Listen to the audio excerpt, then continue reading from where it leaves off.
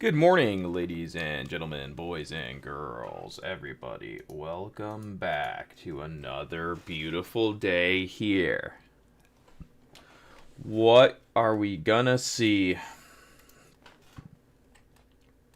Who knows? Who knows? What's going on, Steve? Good morning, brother. Good morning.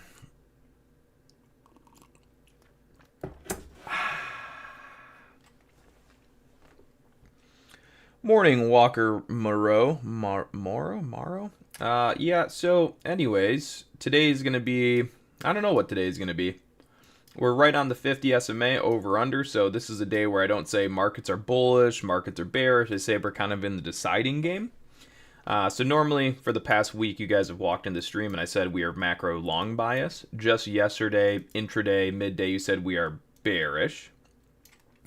And now we are pretty much just call it neutral right now, because as much as I'd like to say I know the future, I don't, which is the market going to break back over the 50 and we're going to reset along today? Are we, for whatever reason, going to somehow reject the 50 and continue the downtrend? Again, I don't really know. Considering that FOMC minutes today is at 2 p.m. or so, a little later, that would probably mean, well, let me rephrase that. Generally, if there's any big data coming up, we don't get our hopes up about any day. That's usually how that works. So like if we have FOMC coming out, we usually expect, the days before that are going to be a little bit more lackluster, which isn't always the case. But yeah, pretty much the most important thing you guys have to understand about today is that we are right on the regular trading hours 50 SMA. So let's actually walk through a little bit of yesterday's action real quick so you guys can get a feel for what's going on. So number one, we transitioned the 30-minute down, right? So we know that whenever we're above the 30-minute, like we've been, we are long bias market participants. So again, market above 30-minute 50 SMA, we are long bias swing traders and just long bias our analysis, long bias YouTube headlines. We are long bias the market, right? So if the market is over the 50 SMA and somebody comes into the stream and says the market's going to crash, I say, no, it's not. It can't do that until we at least go negative on the 30-minute, right? So yesterday we went negative on the 30-minute. What's the rule that you always must understand if the market goes below the 30-minute? So if the market sells off below the 30-minute, your first thought is look at the 1 hour. Because why? Because the 1 hour would be the next uptrend that's going to sell to. So what we saw yesterday was a 30-minute downtrend start below the SMA. That 30-minute downtrend goes down to where? The 1 hour. Now, yesterday we didn't tag the 1 hour perfectly. Sometimes we do. Sometimes we kind of shy it like you see. But as a generalization, that's usually what happens. So yesterday we broke down the 30. We traded the 1 hour. The 1 hour holds support and bounces. We've now bounced the 1 hour to where? Back to the 30-minute breakdown. So essentially all we've seen from yesterday is, one second, extended trading hours. What we've seen from yesterday is a 30-minute breakdown, sell to 1 hour, bounce 1 hour back to 30-minute. Now the 30-minute is into what? Its lower high location of the 50 SMA. So this is what the market's going to do. It's either going to basically, well, it's not really going to do that. It's the concept, right, of lower low, lower high, lower low, lower high, lower low, lower high. So if the market was going to enter a legitimate downtrend and it was going to stay down below the 30-minute, then you would expect what? Down, lower high, or lower high, lower low, right? And this is where the start point is for that 30-minute. Now remember, we don't control the market, algorithms control the market, right? So today is an FOMC minutes day. If you look at the title of today's video, you will see that it says, markets are positioned perfectly. What's going on, PD? Markets are positioned perfectly. Why are they positioned perfectly? Because the market is positioned this morning right at the 50 SMA, which dictates start of downtrend or start of uptrend. And you have a day where they're going to release FOMC minutes. So the market, and let me just put it this way, the people or the algorithms, the system, if you will, the matrix, if you will, has positioned the market perfectly at a price point that dictates the start of downtrends and uptrends on a day where they're going to release FOMC minutes. How convenient. Again, this is how our stream would end. I didn't touch anything. But also, it looks like YouTube updated some of their stuff. So I don't know. Maybe it has to do with their new updates. I don't know. Because I haven't stopped streaming. So that was weird. But anyways. So as we were saying, the market's perfectly positioned to basically continue / start a downtrend or go into an uptrend.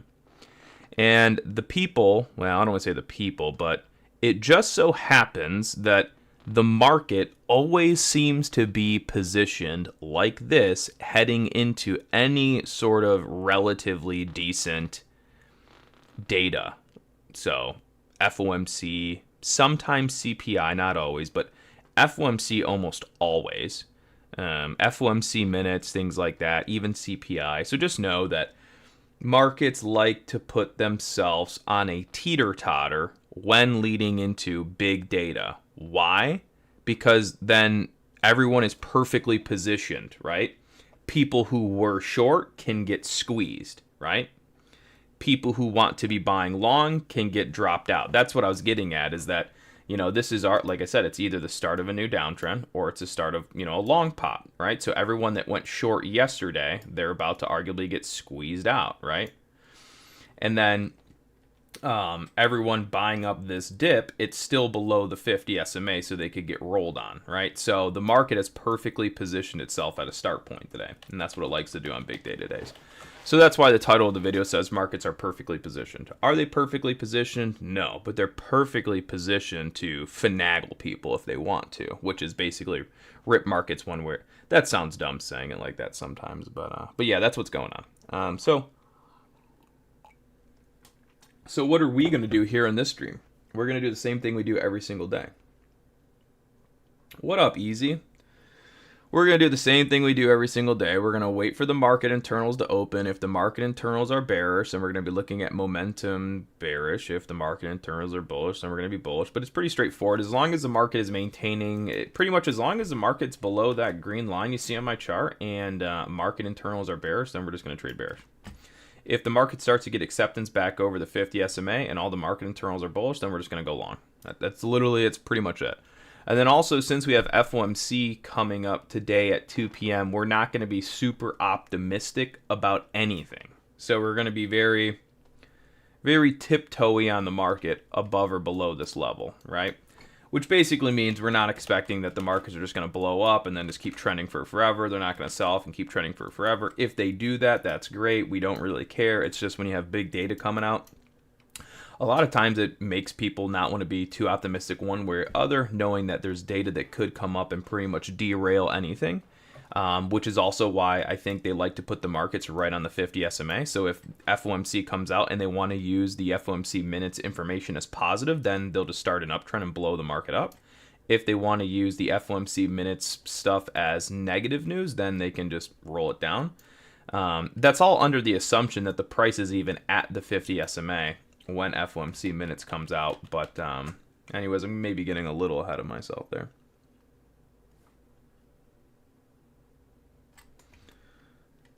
It's not FOMC. You guys are reading this wrong. You're right. Wednesday, October 8th, minutes of Fed September FOMC meeting. Yeah, so FOMC meeting minutes. Maybe I was saying meeting and not the minutes. But yeah, it's minutes of FOMC meeting, which is all understood there, easy.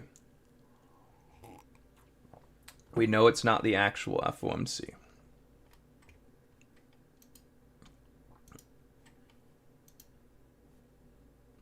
It's even in the title of today's YouTube video, FOMC minutes.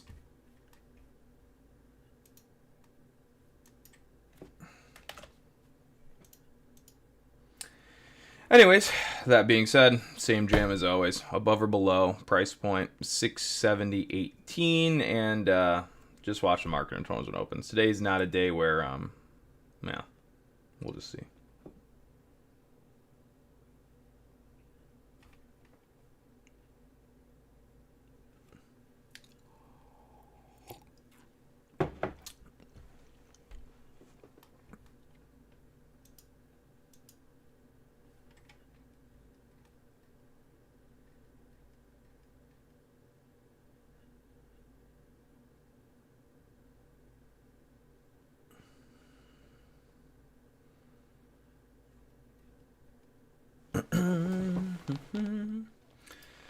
So, yeah, I wish there was more to say, but again, you can see markets just right now currently below said SMA.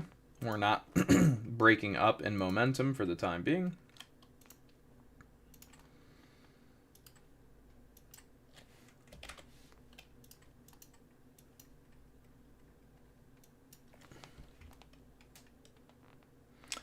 Bonjour, all very familiar, friendly faces in here this morning. Glad to have you guys. Glad to see you. Good morning, good morning, good morning. 9:03. We still have 30 minutes until the open. I mean, everything that needs to be said has literally been said. Man, I wish our YouTube streams were more fun, but it's just really, I guess they're not. There's not a whole lot to really say at the end of the day. The market is, market's just positioned right below 50. And that's arguably why you've been seeing this all morning, right? If this is the 50 SMA, look at your market. Up to, tries to hold above, and whacked, right? Bounce back up to, resistance, resistance, right? Then it gets over, pulls back to hold the breakout, fails down. Back test, fails the whole breakout down, right? Down, and then there's your back test again. So far, the market does not want above the 50 SMA. So far. Again, the market can always do whatever it wants when it wants. We may be in for some hibachi today. I would agree. I would say with FOMC minutes on the horizon, 2 p.m., there might be some of that. But I don't treat FOMC minutes same as FOMC, obviously. Yeah, like I said, really no super optimistic ideas for today. Again, we're right at the over-under. So, again, no big plans other than watching the market internals going into the open to see if things are bullish or bearish and how we're going to flip this SMA if we want to keep it down or basically take it up. So, yeah, Bitcoin had a pretty decent bounce overnight. It actually shied the pullback target I was looking for, and it pulled back to our breakout volume weighted average price, which I kind of should have figured, but either way. So I'll show you real quick. Basically, there's one other view app that I always generally use, but for whatever reason yesterday I didn't want to, which I guess I don't know why. It's kind of dumb. It's a part of the strategy, but I don't know. I kind of wanted a deeper pullback. Would have looked cooler to predict that. But anyway, so we're just using the breakout view app. So here's another tactic you guys can use pretty much for, I guess, the rest of your life until it stops working. But essentially, you take the chart pattern here. You can see it went up, and then it went here, and then it went down, right? So the other couple days ago, what did we do? We just broke above that, right? Price came up, broke above that. So that would be a breakout of daily structure. So you can see I'm anchored to here on the low. So that would be our pullback target. Pretty much anytime you have a breakout, like you see here on the chart where it broke over previous structure and then ran, the first thing it does on its pullbacks is it pulls back to the volume weighted average price of the breakout. So if we anchor the candle that's pretty much right after the breakout, that would be the breakout volume weighted average price. That's exactly where market pulls back to, holds, bounces. Now, if this bounce fails to go higher, then we roll into the pullback targets. But either way, it's just another one of those levels that I use to basically pinpoint markets. So if we go into the Bitcoin market, you will see pretty much overnight it sold right down into, again, breakout VWAP and up. So if in the event this bounce fails to make new highs, which I don't think it will, but that's really why we're getting stopped here first, not going to there, is this right here is breakout volume weighted average price. So market's getting held there, bouncing, and if we fail it, then we're going to go down to there. So that's it. Yippee, hooray, wahoo. I think I'm going to go get a refill on coffee. I'll be right back.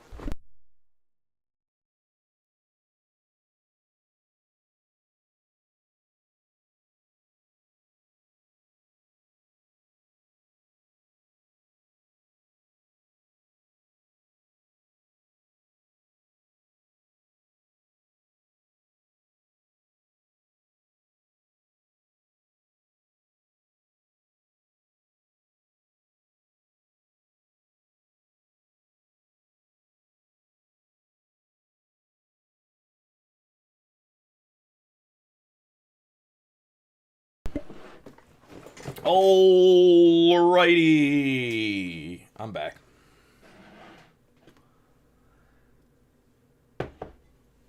Also, I do want to mention one thing here. This is strategy talk here, not just randomness. Well, I guess that's usually what we're talking about, but all right. So this is what you also have to. This is something to pretty much know, which is what? Which? One second. Let's do regular trading hours. All right. So pretty much put it this way. Whenever the market is very close to the 50 SMA, so you see how it's really close to the 50 SMA here, right? So I'm going to just add the horizontal line real quick. Again, price is at 670.04. 50 SMA is here at 670.17. Generally speaking, whenever the market is very close to that 50 SMA price point in the pre-market leading into the open, we almost always test that SMA during market regular trading hours, if that makes sense. So you can almost think of all of this interaction in the pre-market, it doesn't even exist, right? It's not even, it's real, but this SMA price point comes from the regular trading hours. So once the market opens, that chart, in theory, doesn't know any of this price action ever hit that level. So it's just something we call live tags, or real market or regular trading hours tags, if you will.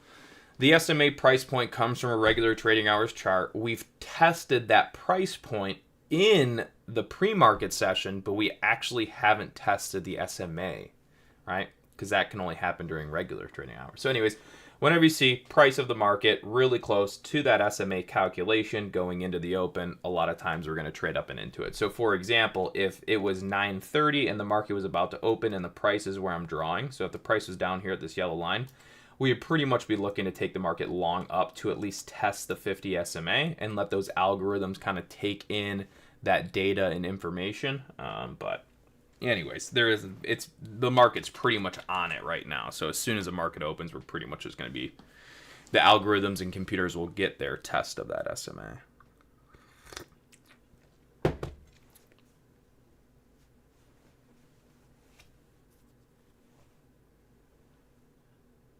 Does that also apply to gaps? Probably in some way. There's a lot of different gaps you could be talking about. There's overnight gaps. There's common gaps. Gap from previous day's highs to current price that could be closed. But so yeah, there's a lot of ways that you could be talking about gaps. So I guess I'm just not really sure how you mean it exactly.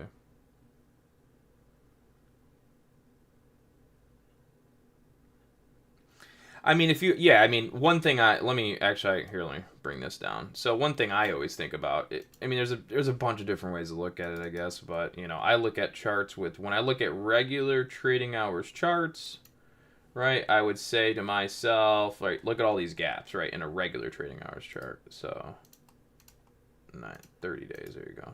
So that's something I do look at, right? So here's a big gap. Couple days later, gap fills. Here's a gap, which ends up filling on the same day. Here's a gap filled same day, right? That gap filled same day. This gap filled same day. This gap filled same day, which is very, very unusual. That's usually not the case. But this gap is actually still open. So in theory, this gap here in the market has never been closed, right? Now, if you went into the pre-market session, arguably that gap did close, right? But from the open, it didn't. So, yeah, there's a bunch of different ways to look at stuff, I guess. But I don't, think of gaps in that regard.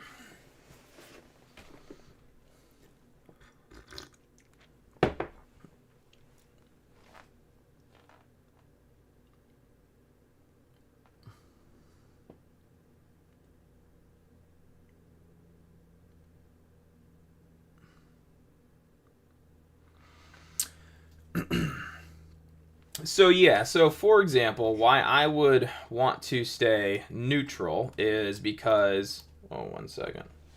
Because from yesterday into today, I did not foresee there being a massive breakdown. So I'm not participating swing bearish for the moment because I just don't think there's enough momentum to be swing bearish. I think the bearish trigger that we got yesterday is only good enough for intraday momentum, and that we'd ultimately do what we're seeing today, which is a back test, right? So, from breaking it down yesterday, right, if we shorted the low, you're red.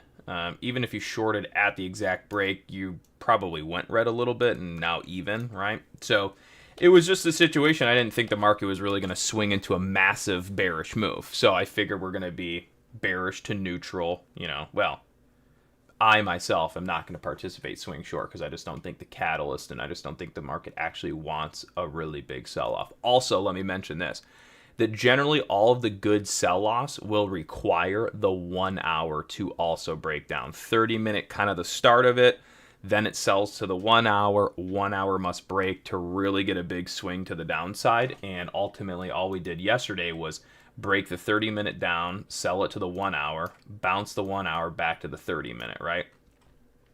So,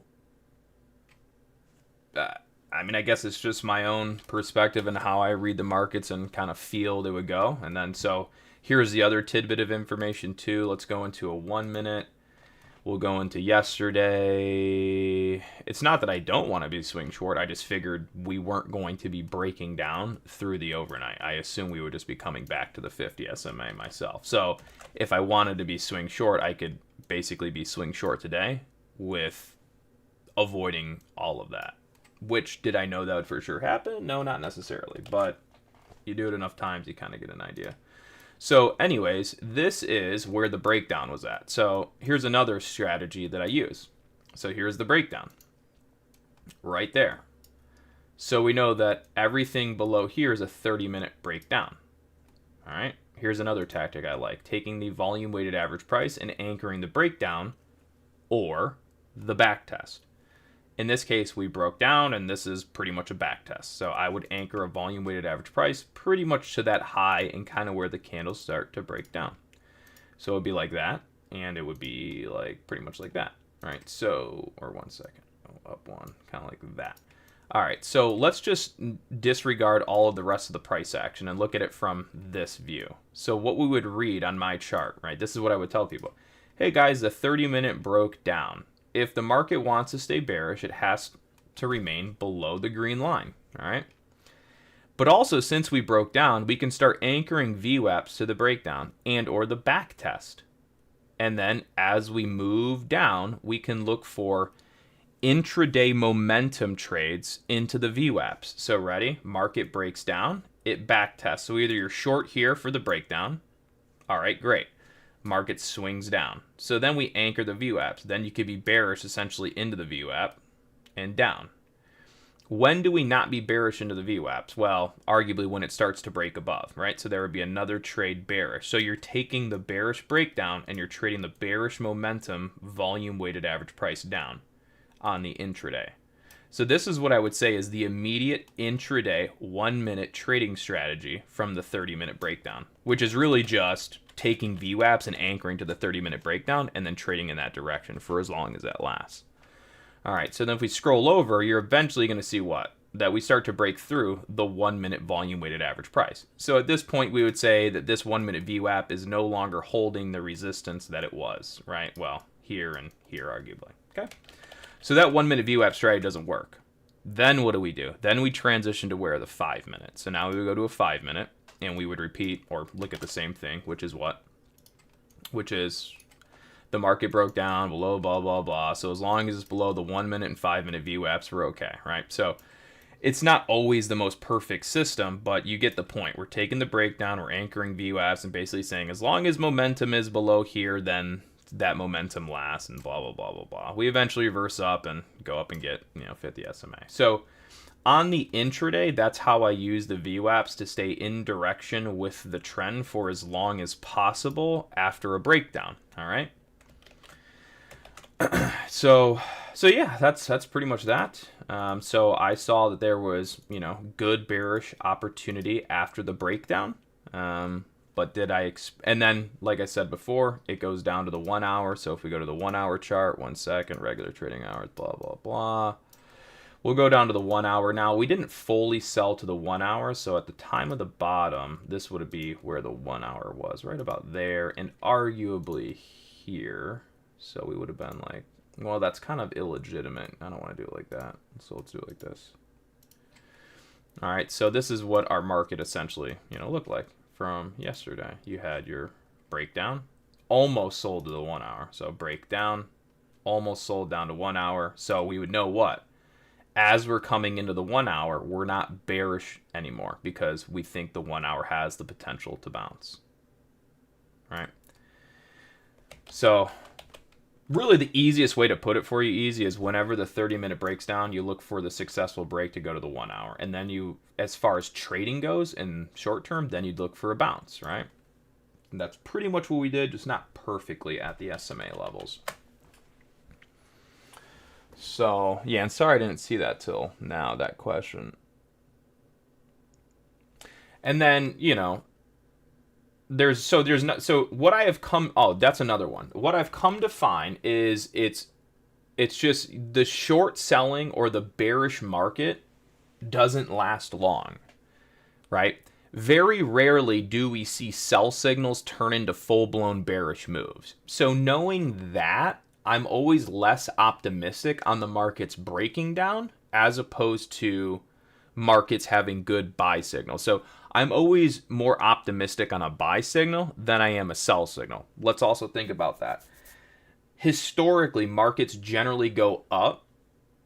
Not that they will do that for forever, but historically, markets generally go up more than they go down. So since we already know that, we know that sell signals, A, will be less frequent than buy signals, and B, they will have worse follow through than that of buy signals. So we already know that the playing field as far as bearish is a harder playing field to participate in based off of historical data to begin with.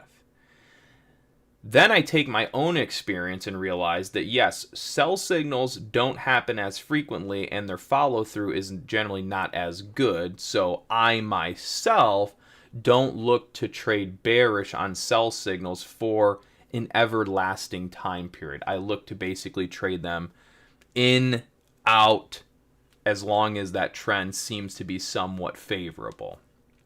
So I'm just less of an optimistic bearish player on sell signals than that of buy signals because historical data and own experience basically suggests to do that.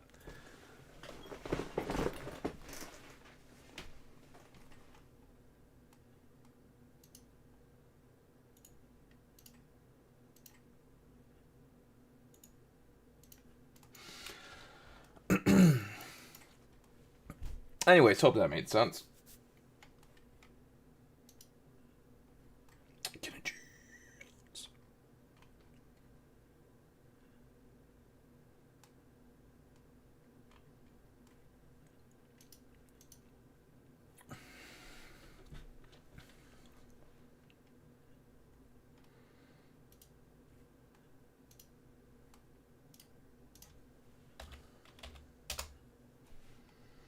Again, market is flipping that SMA up right now in the pre-market session, so therefore we would start to say price is starting to get above that SMA. Granted, this is only in the pre-market session, but anyways, you guys get the point. You guys have watched this stream 6 million times. I don't even need to teach you this stuff anymore, really.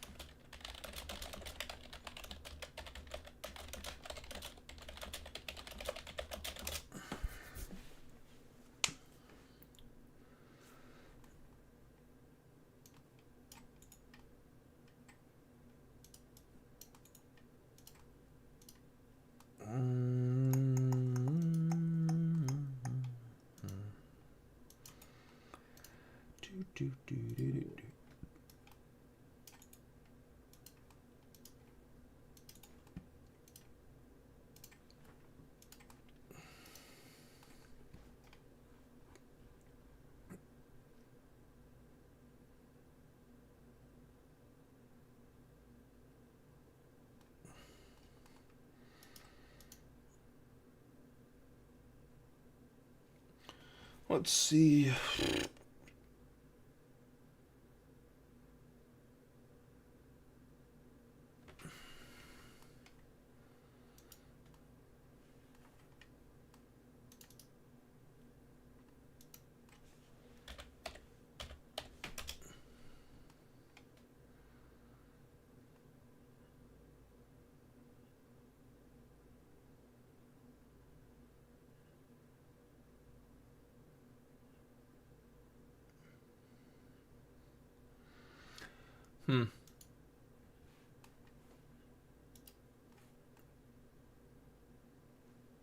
Yeah, I tried to search what you're talking about, Petey, but couldn't find anything regarding that meme thing.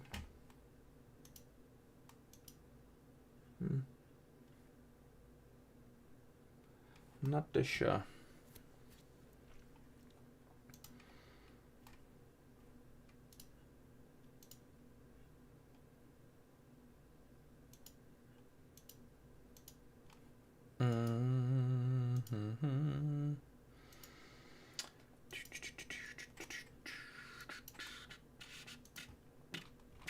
And today's a day where we don't have a great pre-market structure, so even if we anchored the low, again, we don't really have a great trending market, so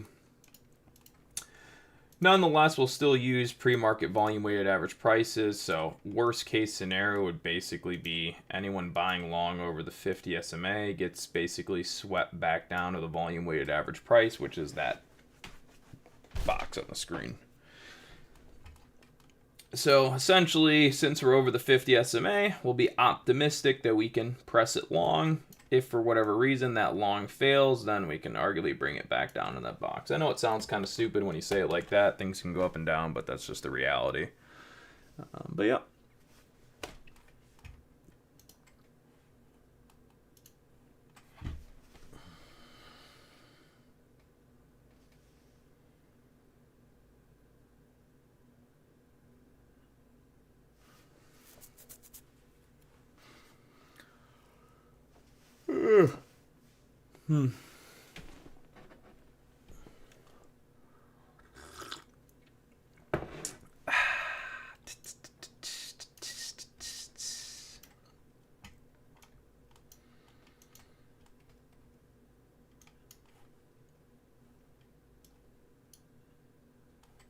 Again, guys, just remember that retail traders, along with algorithms and computers that shifted bearish with the market, as the market comes up and over this 50 SMA, they run the risk of starting to kind of squeeze themselves out a little bit because now there's, it's just the trend slipping positive, etc., etc. And that, ladies and gentlemen, we'll see how the day ends up panning out, but, we'll see what hindsight 2020 looks like. But again, that's how, you can go from being on a bearish swing move, sell move, to the downside from yesterday, and then one day later, counter trend bounces back to the over-under. They attempt to sell it down, market moves back above, and you're no longer bearish. As far as that SMA trend goes, right? You can still see bearish trading as far as like intraday scalping and stuff like that, but as far as we consider it as it relates to the system, we would not be, in theory, bearish because we're above said level. So we need to be back below and etc.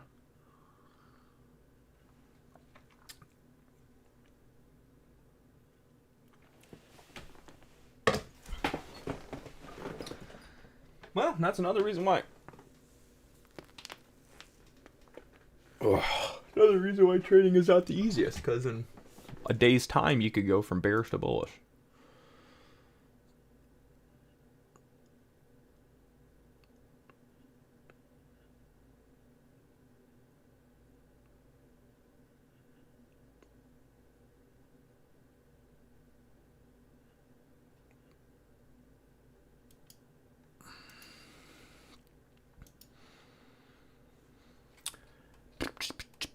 All right, we got 3 minutes till G open.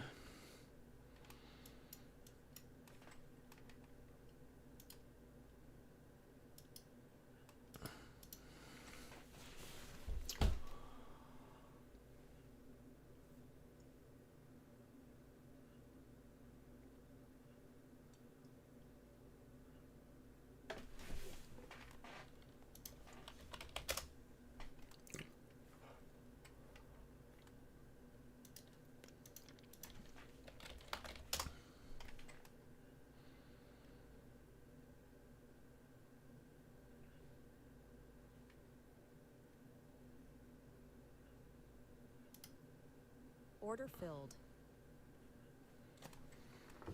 Again, kind of first thoughts are us pulling the market back to the 50 SMA, arguably, you know, down into that red box you see there, which we don't really have too much further to go for a pullback into the 50 SMA to begin with, but you get the point. Order filled. Order filled. Order filled.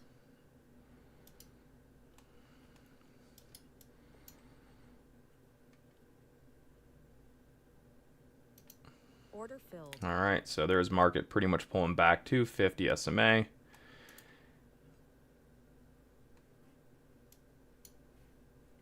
Oh, we're going to increase that guy up a little bit.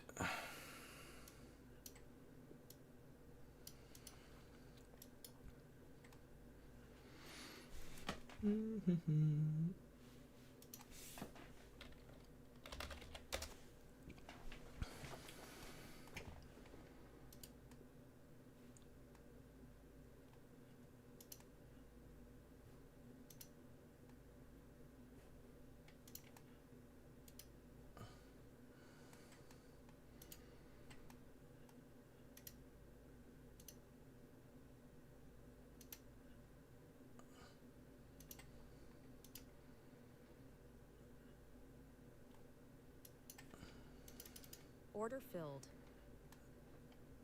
All right, there's a rejection at that 50 SMA, but we'll see if that really amounts to much. Order filled.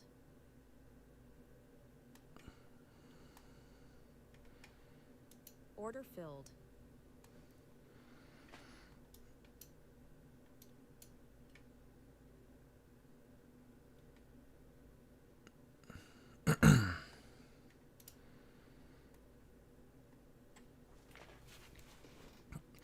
Again, there's that pullback completion into the pre-market 30-minute volume weighted average price supports, pretty much as suggested. Watch for markets to pull back first, down towards pre-market 30-minute volume weighted average prices, and there's your support bounce, and blah, blah, blah.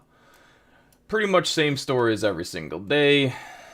You get it. But again, we're not, again, no big plans for today with, you know, arguably FOMC minutes and that what have you. Not that that's supposed to rock the market or do anything crazy, but, you know.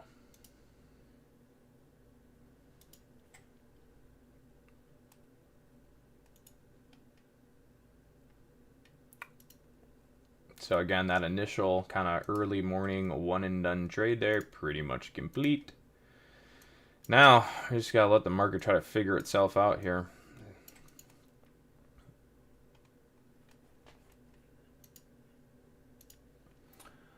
Right now we got some, I want to say some bullish movement in like some Magnificent 7. Other than that, most stuff is red. So basically either the Magnificent 7 have to give up or everything else has to turn around.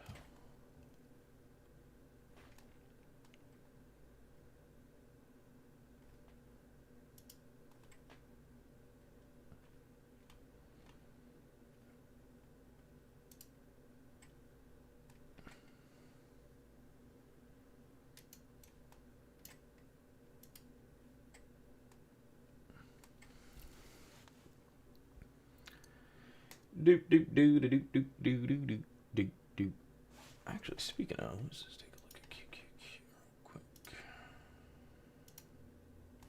So like QQQ's already flipped back to positive pretty decent. You can see QQQ's already flipped the SMA a little bit. That's also because most of the momentum's been in the Qs this morning. But it hasn't really been all that great if you ask me.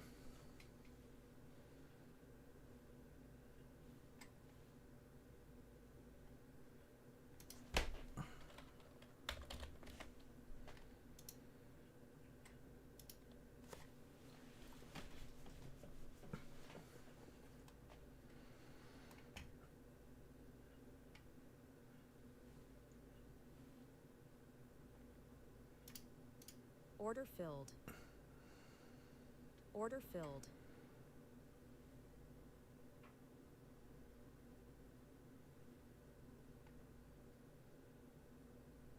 Order filled.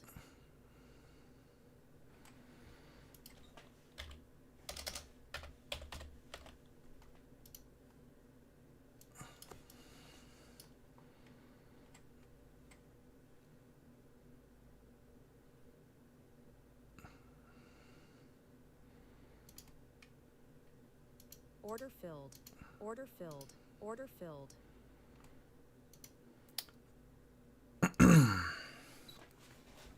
Alrighty, a little bit of a pullback starting there on QQQ. Not that it really matters all that much, to be honest, but a little pullback there.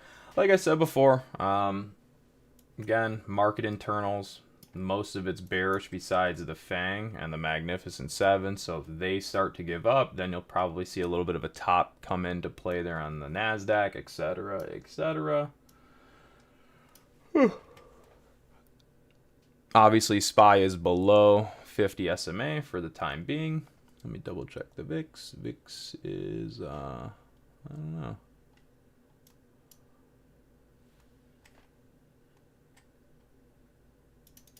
Order filled. Order filled. Order filled. Order filled.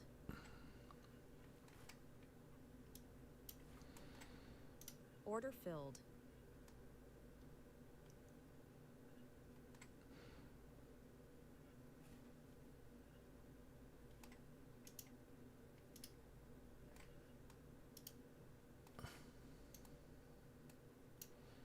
I'll say the back test for QQQ 605.92 areas of that 50 SMA. So obviously, if ooh, yeah, I guess that's right. Yeah, if the Magnificent Seven continue to pull here, we probably will backtest QQQ down to 605.93. We'll see though. Again, we'll move back over to the SPY here. Obviously, SPY a little lower there, no big deal. Again, below the 50 SMA, so far market participation is trading bearish on the SPY. Most things are still bearish. The Magnificent Seven are pretty bearish there. Order filled. Order filled. Order filled. Order filled. Order filled. Order filled. Order filled. Order filled. Order filled. Order filled. Order filled. Order rejected. Again, most things currently in the market, not extreme bullish. Order rejected.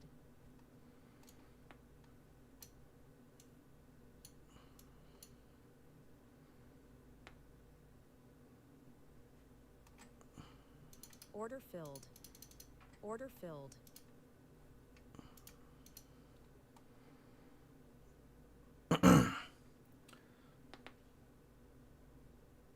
Again, still got some weakness there on the SPY. Not a ton of strength on the Magnificent Seven for the moment.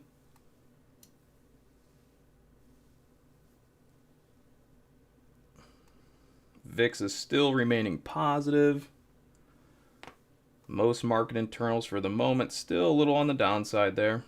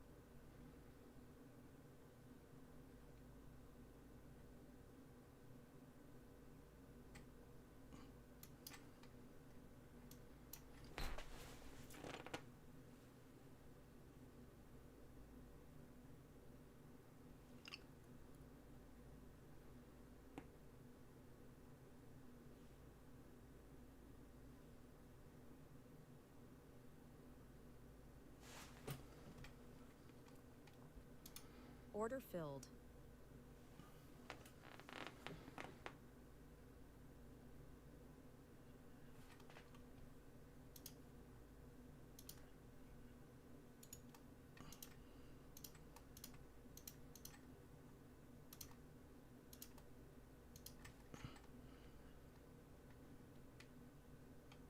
Order filled. Big pop there. Very nice. Order filled. Kind of retracing some of that top-down volume-weighted average price stuff here. Order filled.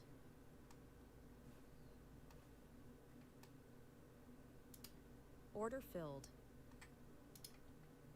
Order filled. Order filled. Order filled.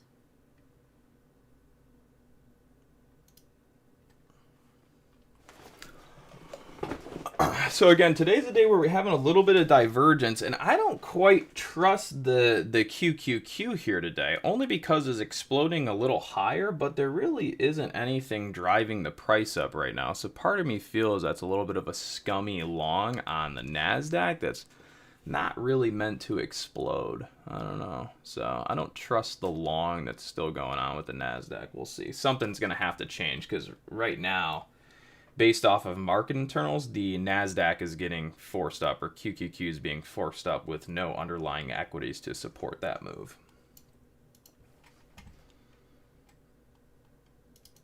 Order filled.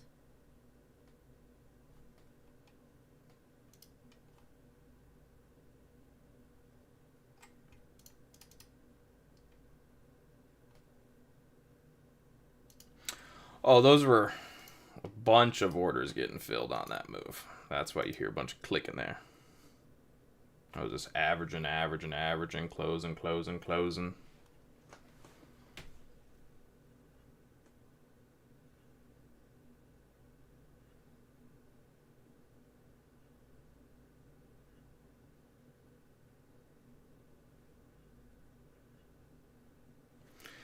There's a little bit of weakness there on the Qs. Beautiful. That's what I like to see, baby. Well, I mean, it's really nothing. It's like one candle down, but pretty straightforward. It's kind of one of those situations where, again, there's literally nothing that's really moving extremely bullish in the market right now. So, again, it's just hard to believe that all of that long up on the NASDAQ's even legit.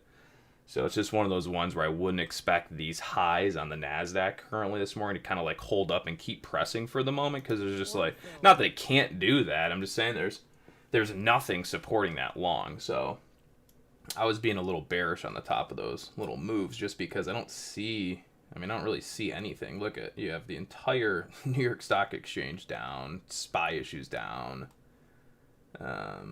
Actually, I changed that ticker and I didn't want to. You have NASDAQ 100 down. You have the Magnificent 7 so far all morning. They started with the pop up. That's why I assume the NASDAQ started up, and now they're just fading out. So, I don't know. Very, very sketchy looking long there on the NASDAQ.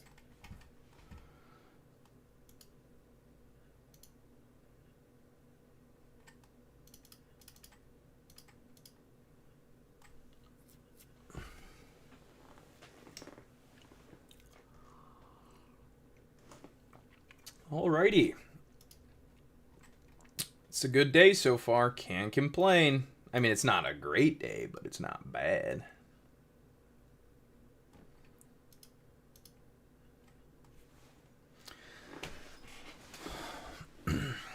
Again, guys, let me rephrase this. The S&P 500 is below the 50 SMA, so we're not bullish the S&P 500. The NASDAQ, in my opinion, is doing a very false long press or a false long push. I don't believe the long on the NASDAQ today. So you're seeing some divergence in the markets.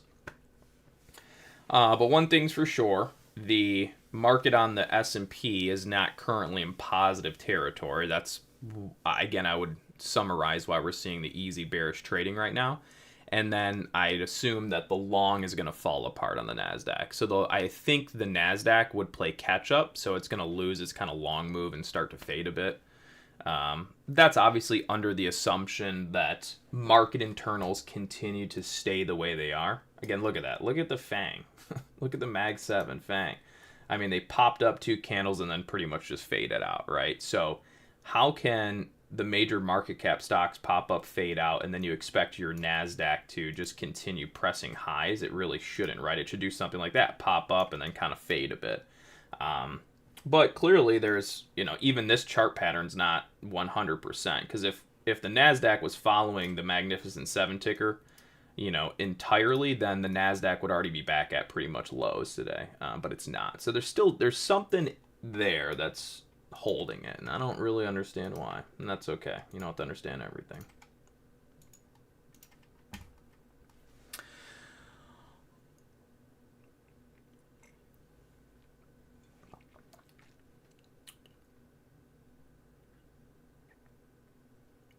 Yeah, but also earlier when I heard you doing a bunch of clicking, a lot of times that's kind of how I like to do a position as it's running up. I'll just kind of do 1 2 1 1 1 1 1 1 1 1, just keep averaging into that price, and then obviously versus taking big ad, etc. And then as it goes in my favor, just slowly decrease it, etc. I guess you could call it inching in, inching out. That's at least what my wife tells me. So.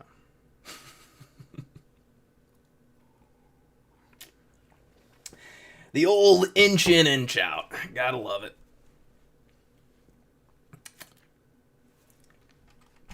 Yeah, so I mean, I really did wish I had a little something more fun to say here today, but I really don't. I don't expect we're gonna have. Well, the day's already good. The day's already been fine. Again, whenever we just have big day-to days, I just don't really make any sort of big assumptions. I don't really, like this breakdown of the SPY, I don't really trust this breakdown because, again, of the FOMC minutes coming up. All right, so pretty much just because the market's below the 50 SMA doesn't mean I think it's going to sell off for forever, especially with a scenario like today.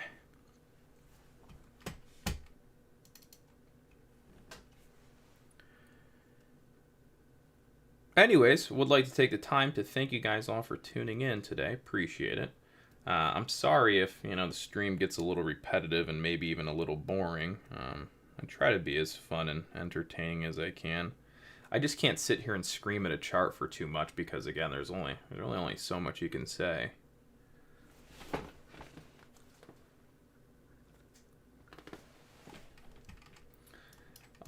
Here's a little bit of information for you guys.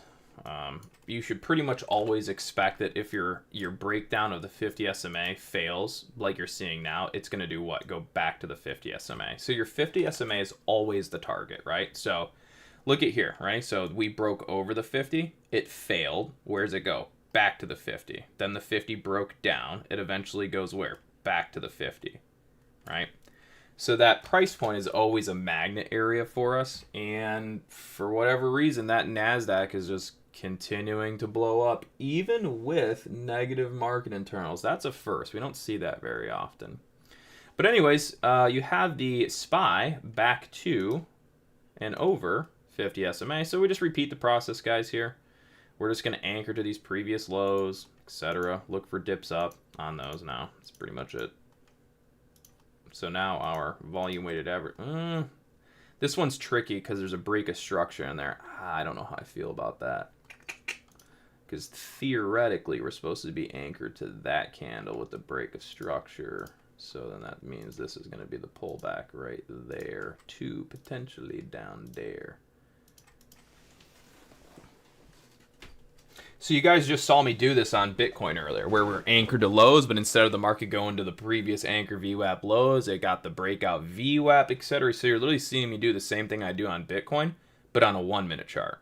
We did it on a daily chart, now we're doing it on a 1 minute.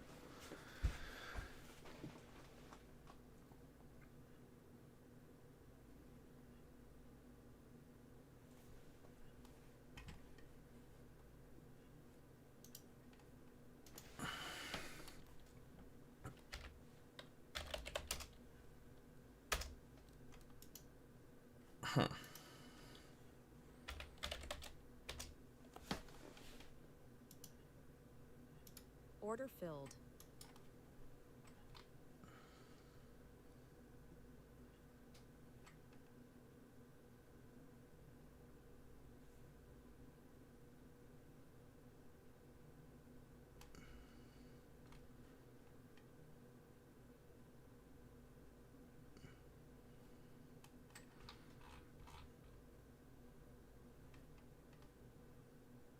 Order filled.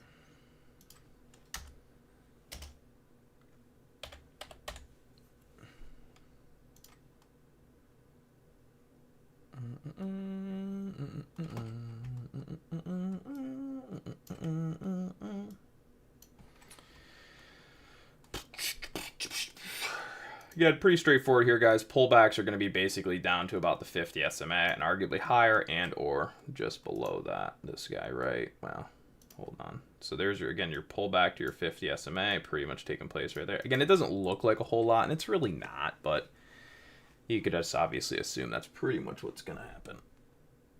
So whether we actually bounce here or not is another story, but you can expect that that's your pullback, and then arguably down to here, and then your attempt, right?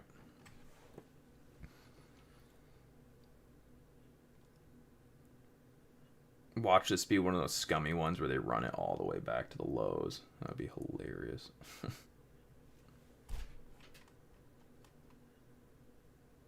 It's kind of the vibe. Let's see.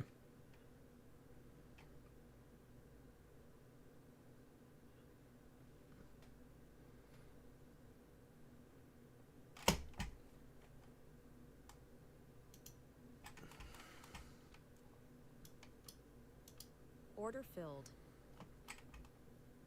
Order filled.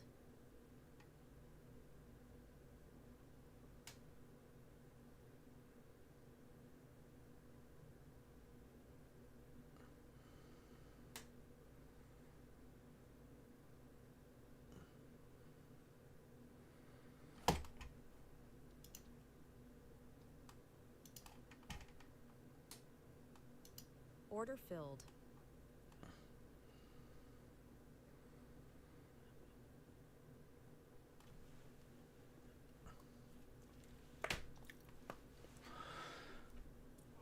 All right, there's our little micro scalp bounce out of expected volume weighted average price pullback area. Pretty straightforward.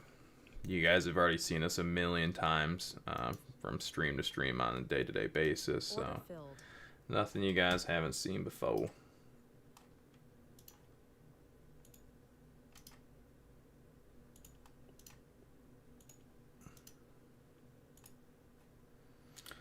Alright, so those micro pullbacks are done. Initial bounce, scalp, done. Now we're going to anchor to previous high, etc., etc.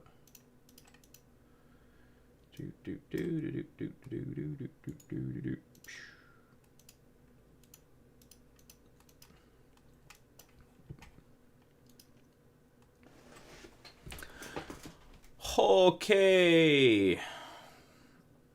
So far we're getting a day that we kind of expected, at least with the SPY. NASDAQ, different story, but again, I still really don't trust that long on the NASDAQ. I don't know, that long move up, it just seems sketchy. I don't know, I don't really like it, but I guess I don't make the rules, so...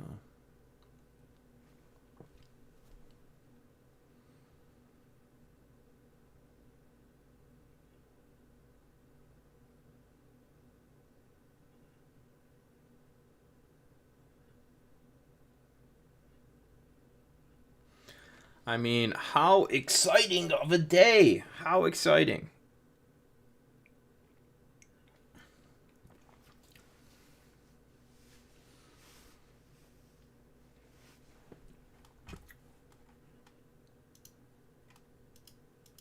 Order filled. So, nonetheless, we have yet to retrace 1 minute volume weighted 1 minute volume weighted average prices off high.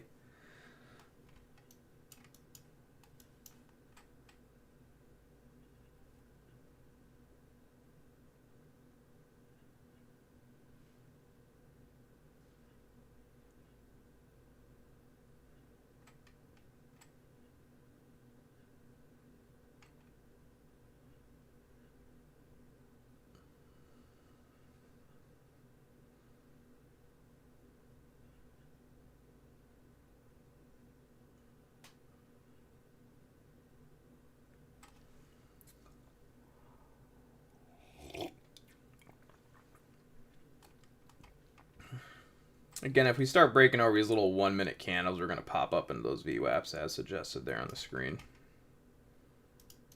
Order filled. Order filled.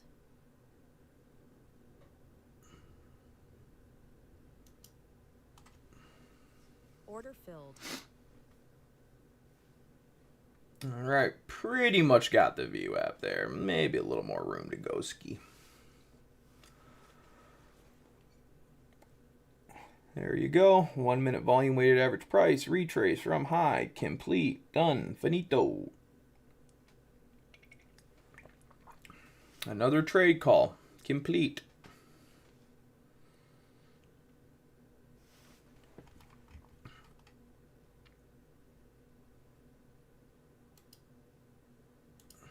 Order filled.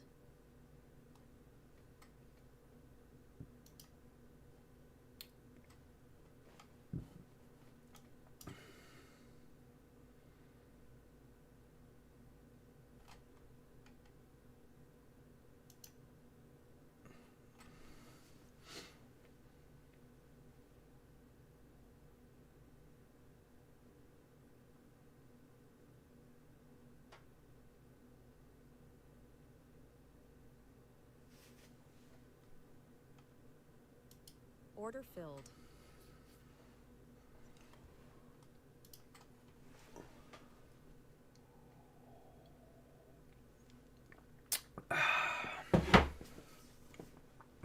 All right, so anyways, hopefully you guys are enjoying your day. Again, I don't have a whole lot to say. Again, pretty boring stuff here as far as the SPY. Nasdaq's doing just fine. Nasdaq's been on its buy move since early this morning. I really did not think this long was going to continue holding up based off of what I saw this morning with market internals, but I was wrong. Market's holding up just fine. Probably holding its 1 minute volume weighted average price pretty decent. So if we anchor to this guy, ling, ling, ling, there you go. So, you know, like we were talking about this morning, easy. Remember we talked about if the SPY breaks out its 50 SMA, you anchor. So here would be the same example with the NASDAQ. So this candle is the 1 minute candle that broke out. So we'd anchor the volume weighted average price there and then look for dips into that VWAP. Now, granted, I was playing a little bearish on these highs with the market internals. So I was doing opposite that. But that's also because I just didn't trust this long move with the market internals. But either way, so you can see, though, strategy, break over, add long into, volume weighted average price up. Then again, so again, same strategy, just different charts, I guess, if you will. All right, let's see. What's SPY? Finally getting back over the 50 SMA? I mean, I would imagine it's not quite. So, as you can see, S&P 500 still not positive. It's still trying to get back to positive. So far, all we've seen this morning is from yesterday to today, is a breakdown, a back test, an attempt at resistance at the downtrend, down, and now we're just back at the over-under, right? So we have done the breakdown, we have done the back test, and then we did the pullback after the back test, but I mean, that's pretty much it. Now the market's going to decide if it, arguably wants to flip back to positive here, so on and so forth. QQQ still cranking and banking there. Not bad, not bad.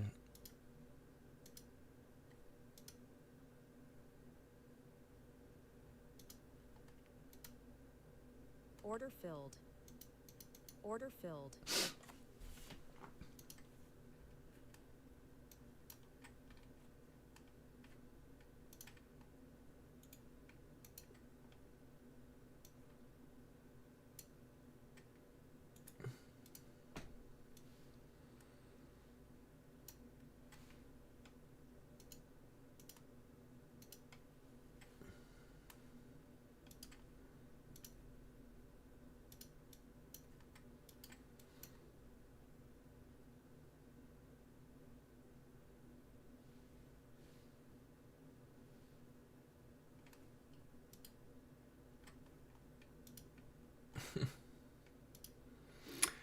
Again, that SPY is just sitting on the over-under, refusing to get above. Not really working much sell below, but again, just give it some time.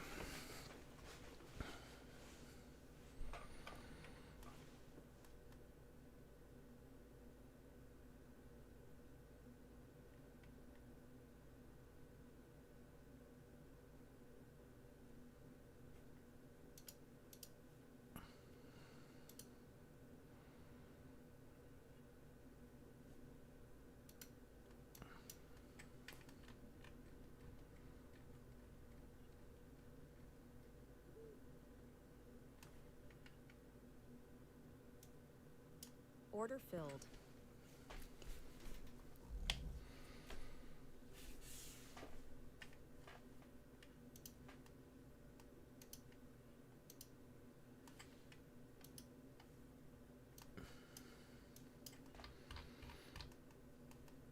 Oh, shoot. Actually, our SPY level is a little wrong. It needs to be all the way up there. My apologies. So, yeah, SPY. Oh, there is a break. Order filled. Well, break of the 50 SMA, but... Order filled. Order filled. Order filled. Order filled. Order filled. Order filled.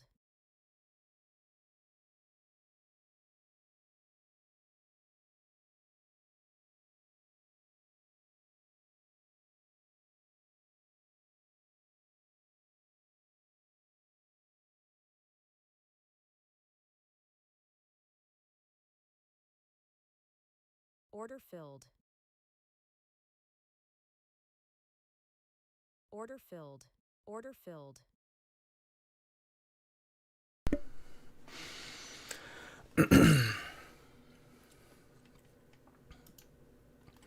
All right, so there you go. Why does that look different now?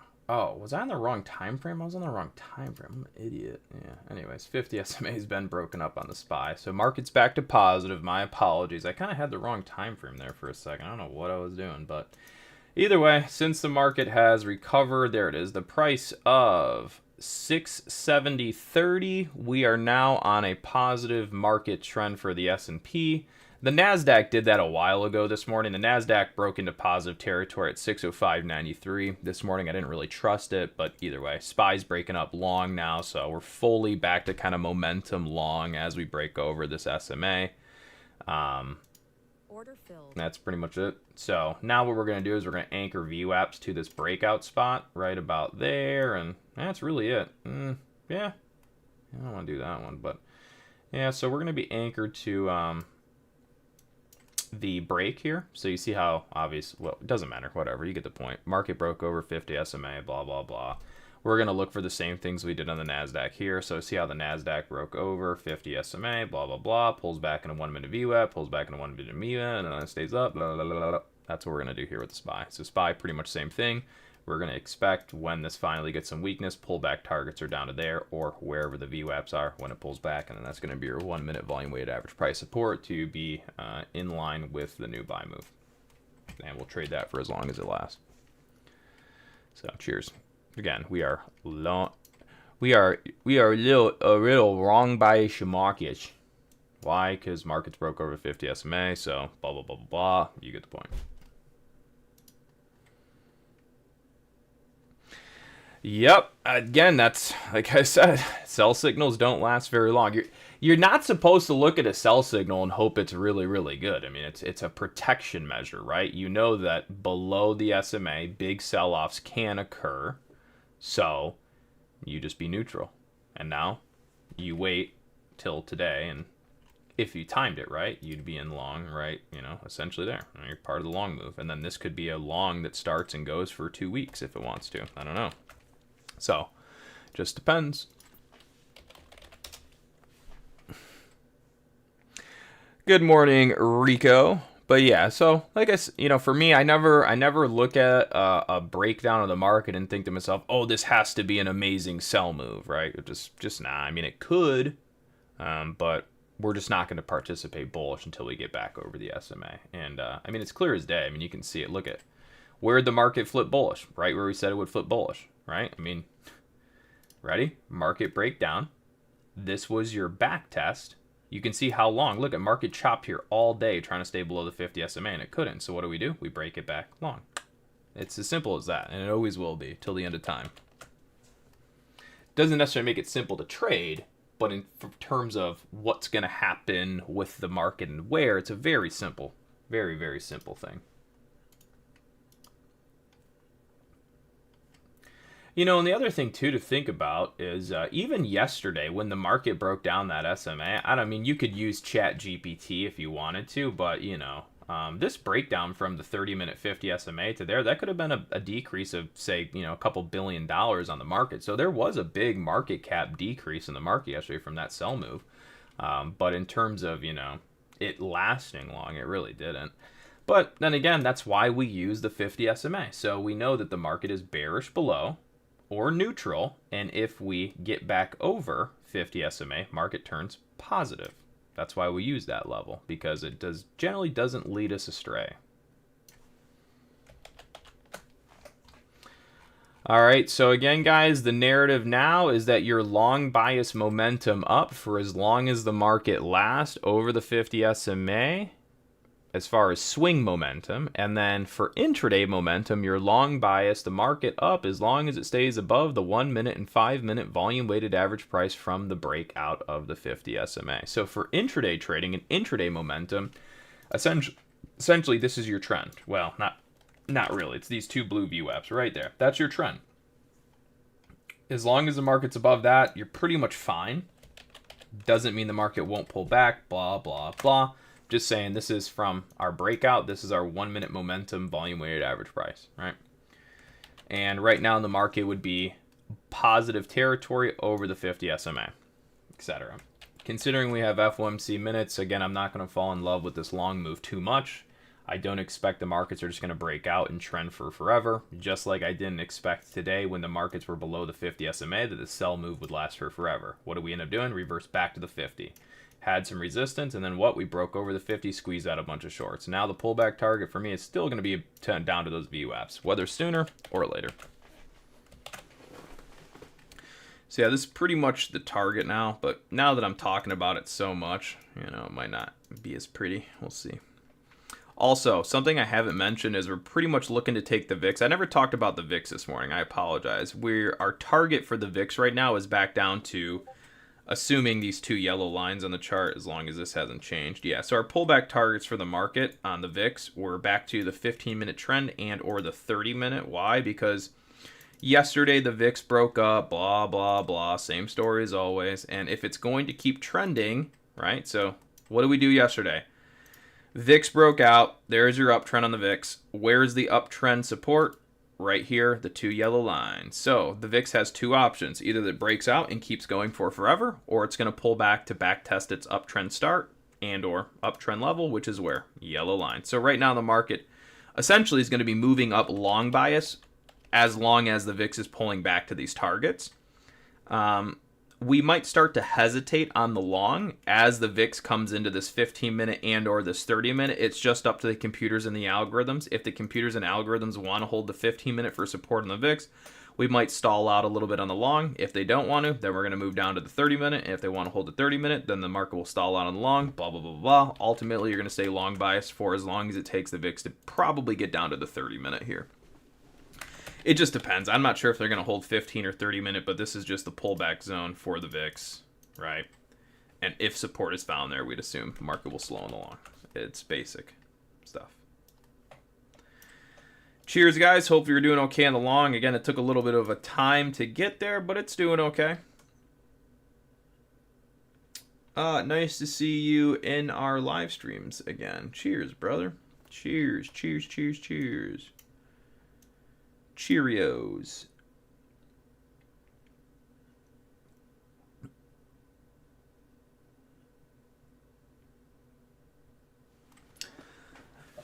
Oh boy.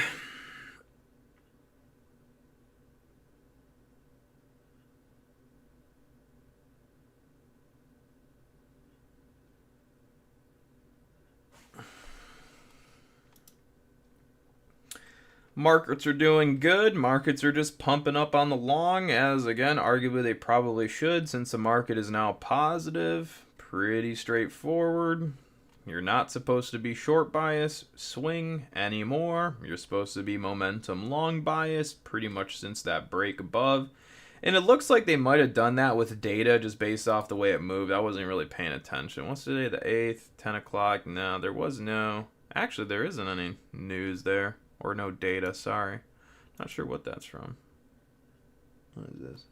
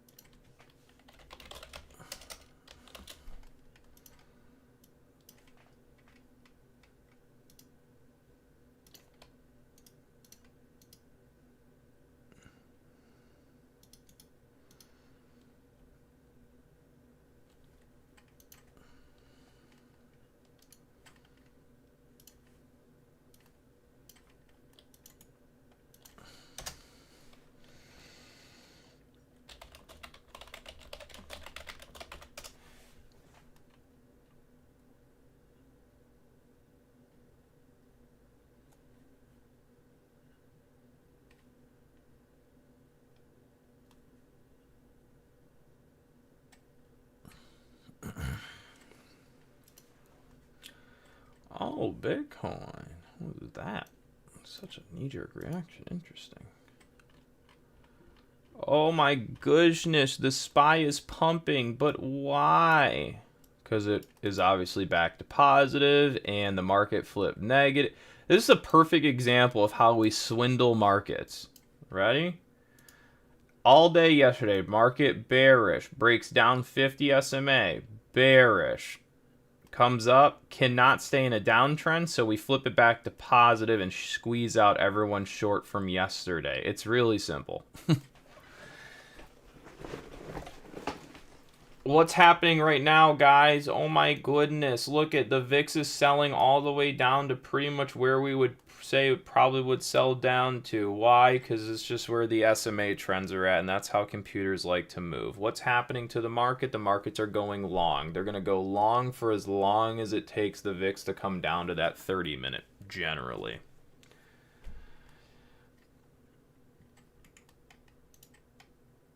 Something they also do at times is they'll stall the market just above the 30-minute, and then they'll just force the markets long, and just won't. I don't even want to get into that. That's more of like manipulation tactics that the markets use, but I couldn't say they're going to do that for sure or not. It's only when it's happening that you can kind of realize it's happening.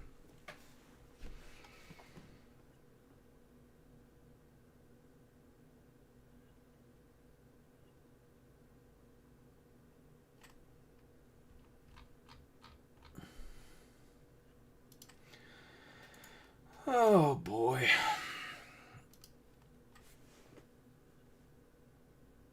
Stupid market. I'll go home and cry under a blanket. I like it. Yeah, I mean, it's just what the market do, baby. It likes to swindle people. It likes to hit the old swindle Magoo, if you know what I mean. Again, our pullback targets are still the same.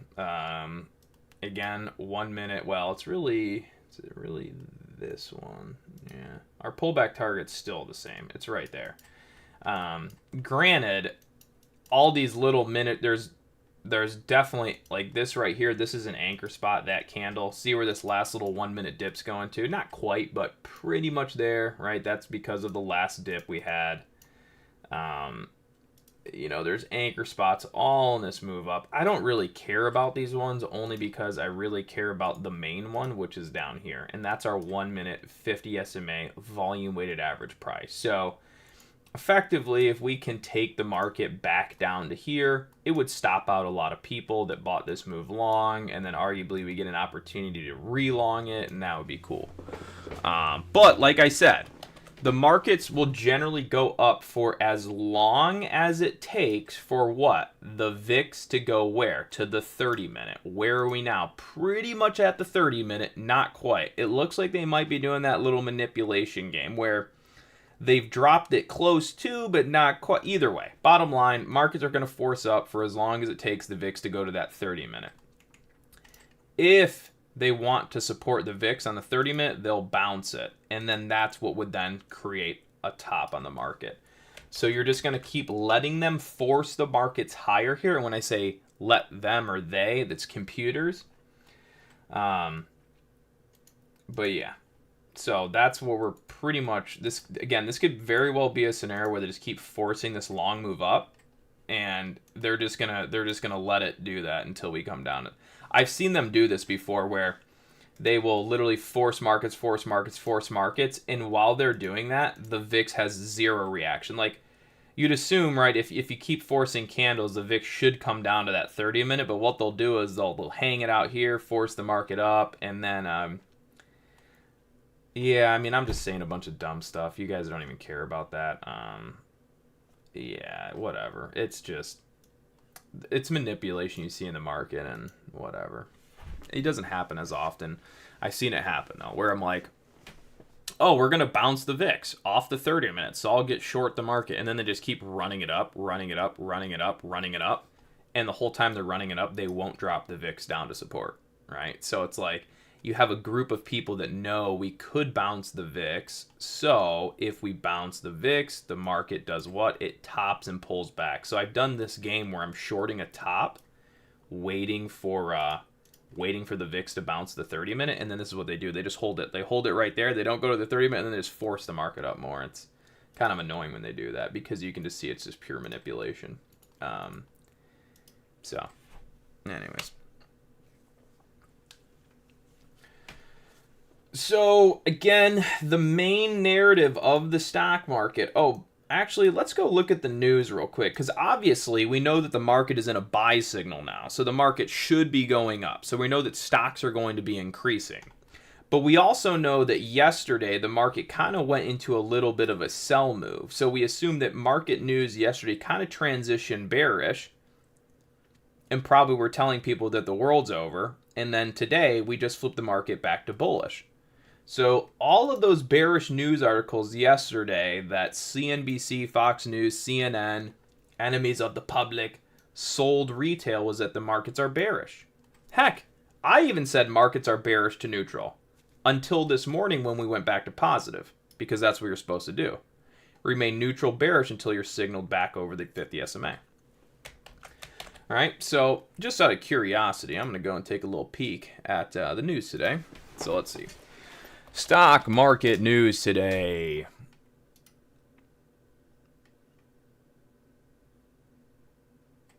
Let's see our news back one.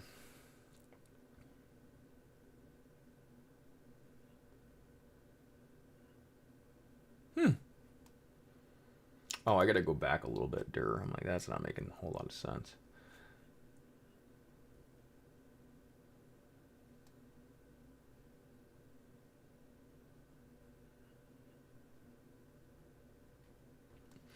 Yeah, there's actually really not too many articles. I mean, obviously they're all from yesterday. Dow snaps a winning streak. S&P 500 falls 16 trillion. Barron stock market snaps winning streak. So again, you can pretty much just see how all of the news stations are just sitting in a room doing the old circle jerk game. Because you have Yahoo Finance says S&P 500 and NASDAQ snap winning streak. Okay. And then you have Barron's S&P 500 snap winning streak. And then you have CNBC 7-day winning streak as Oracle slide shutdown. So they're all just basically regurgitating the same bullshit, right?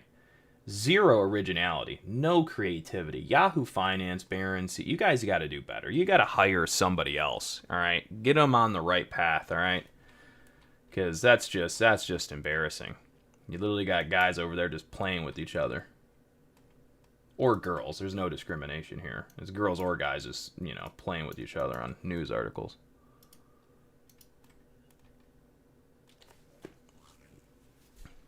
But yeah, those are your three of your big major, mainstream media, stock market news outlets, all just basically regurgitating, oh, stock market snaps 7-day winning streak, right? Scares everyone, and then here we are, next day, back to bullish, or at least trading bullish, right?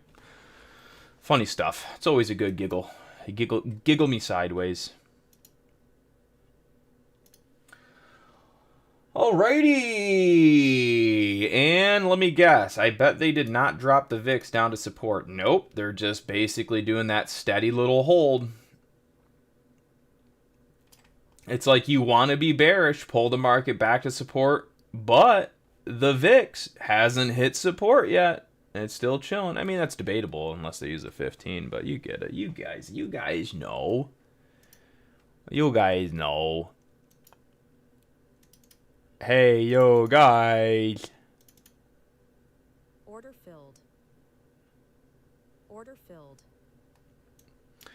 So yeah, ultimately, if we do end up kind of getting some weakness here, we're kind of looking towards that red box on the downside there. That'd be about best case scenario for the markets to pull down towards, and then arguably, maybe get a bounce around there. That'd be cool.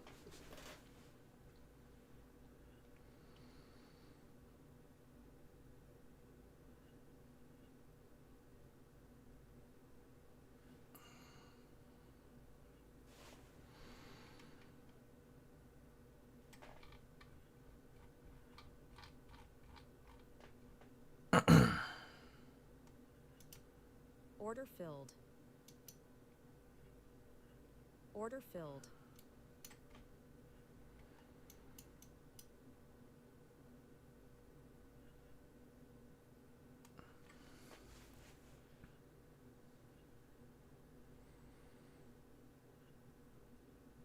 Oh no, the market is slippy.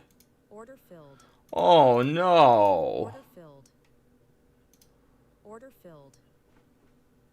Oh no. Why did you do that, market? Why Order did you filled. go down like that to where we said it'd probably go down? Oh my goodness, market. No. No. Too obvious. Too obvious.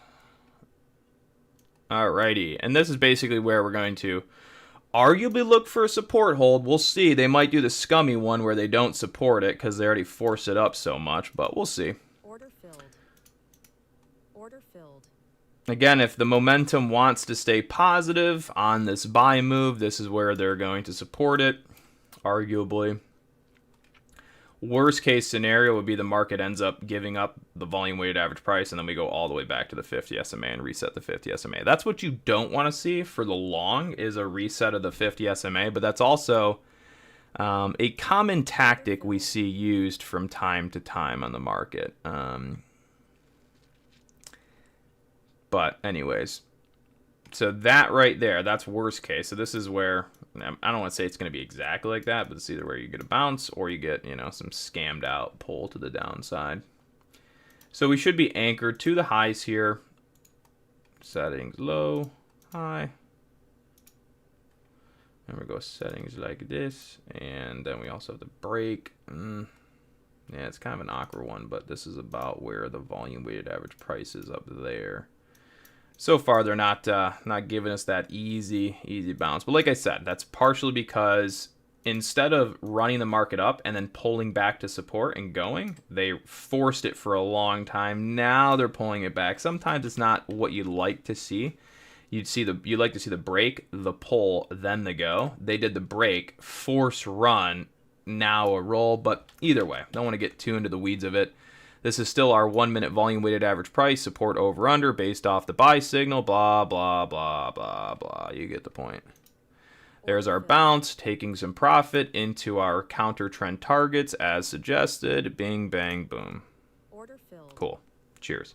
That's how you predict pullback target, supports, and then where the bounce will go to before it happens. I know, super lucky, fake, I get it. Don't listen to anything I have to say. It's all pure, I don't know what it is, but I for sure have zero clue what goes on in the market. This is my first time ever doing this.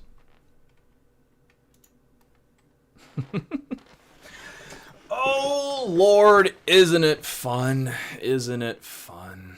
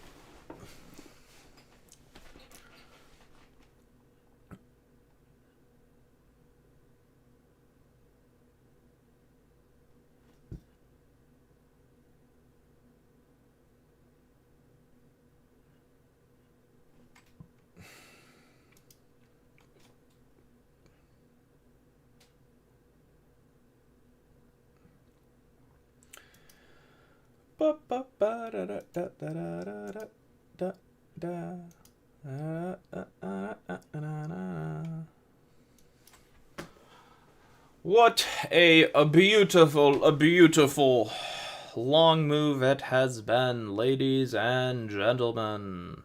I know you guys are probably bored of my stream already. I'm sorry.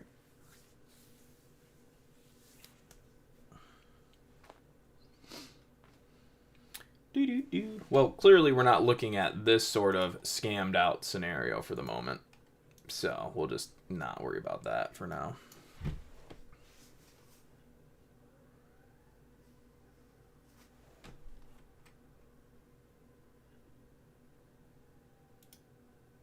Order filled.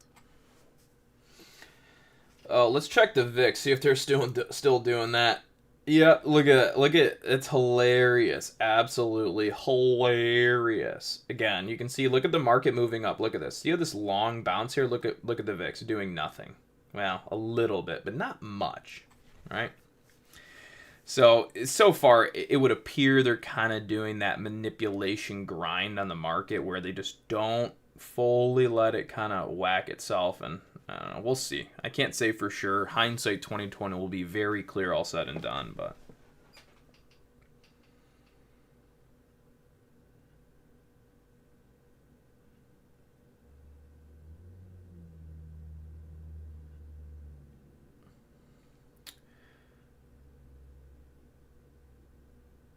I mean, I'm really hoping they just keep forcing this puppy into a long and just blow it up. And what we see is that the VIX just sits here, sits here, sits here, sits here, sits here, and they just allow the markets to get blown up. And then eventually they'll allow the VIX to come down to the 30-minute, and then the market's going to stop. But so far, it looks like they're playing that game where they're maybe trapping some shorts. We'll see. Again, it's hard to say. It's hard to know for sure, but I've seen these scenarios before. And I can't say it's exactly the same, but the VIX is so far doing something similar.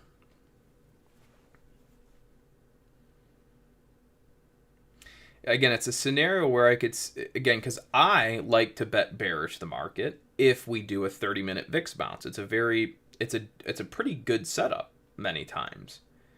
But then there's also times like this where we're so close to the 30-minute that you're like, well, we could bounce it, so maybe I'll just start getting in short now because it's so close, right? You're like, all I got to do is kind of come down a little bit, I'll hit support and the VIX will bounce. But then what they do is they don't drop the VIX to support and they just run the market up. So you get short early, and then instead of the VIX going to support, they just force the markets higher, higher, higher, manipulate the VIX, don't let it drop to support, and then next thing you know, your short's underwater by 15, 20, 30 points or whatever, and then they let the VIX hit support. So again, can't say it's the same scenario. I wouldn't mind to see that be the case so that you guys could learn this situation. So that's what I'm kind of hoping happens, and it provides a great learning opportunity today.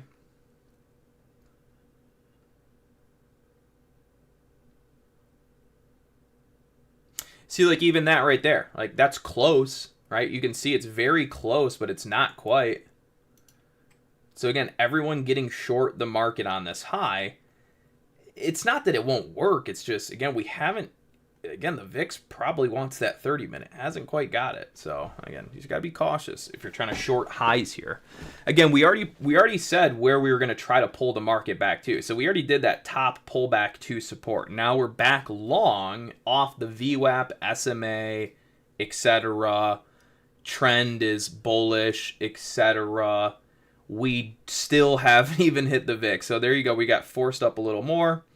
Now the market is basically at the 30-minute VIX here. So anyone that's been bearish this high or bearish this market better hope the VIX holds support here, or else they're gonna get blown up.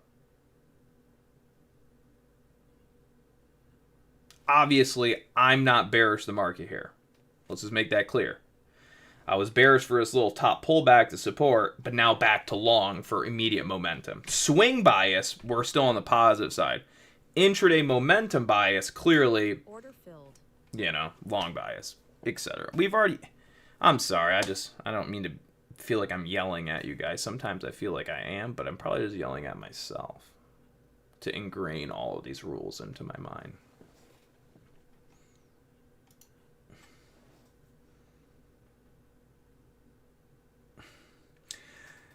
Easy, yes. So, by the way, you guys you see the chart, you see how the VIX just tagged the 50 SMA? So if I was to be someone who wanted to bet bearish on the high of the market as it relates to the VIX, right? So if I said the VIX is going to bounce support, I'll be bearish, this is where you'd think of that trade idea. I don't think it's a great idea personally myself today with what I'm seeing, but what I'm getting at is there are many times where we will use the 30-minute VIX as a bounceable location to then short the market. I just don't see that as the case today, all right?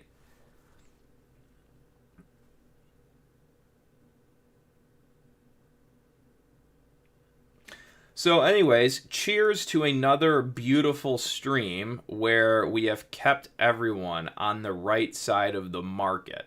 Besides the early morning with QQQ, I was a little wrong about that one. I'll admit. I always admit when I'm pretty much wrong.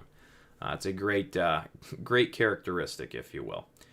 So we were a little wrong about how the Nasdaq would move, but overall we're right about the main direction of the market. Kind of thought we'd pull the Nasdaq a little harder to start because all that mixed readings we got on market internals, but ultimately we suggested we are going to be, not really one side or the other today. We're not really looking to sell the market super hard. We're not looking to blow the market up super hard. We're just looking for the markets to tell us what it wants to do above or below the 50 SMA. So just a small little recap here, ladies and gentlemen. Oh, by the way, guys, I did buy a little bit of UPRO, probably like 15, or well, it's probably about 30, maybe 40 minutes ago now or something. What is it, 9?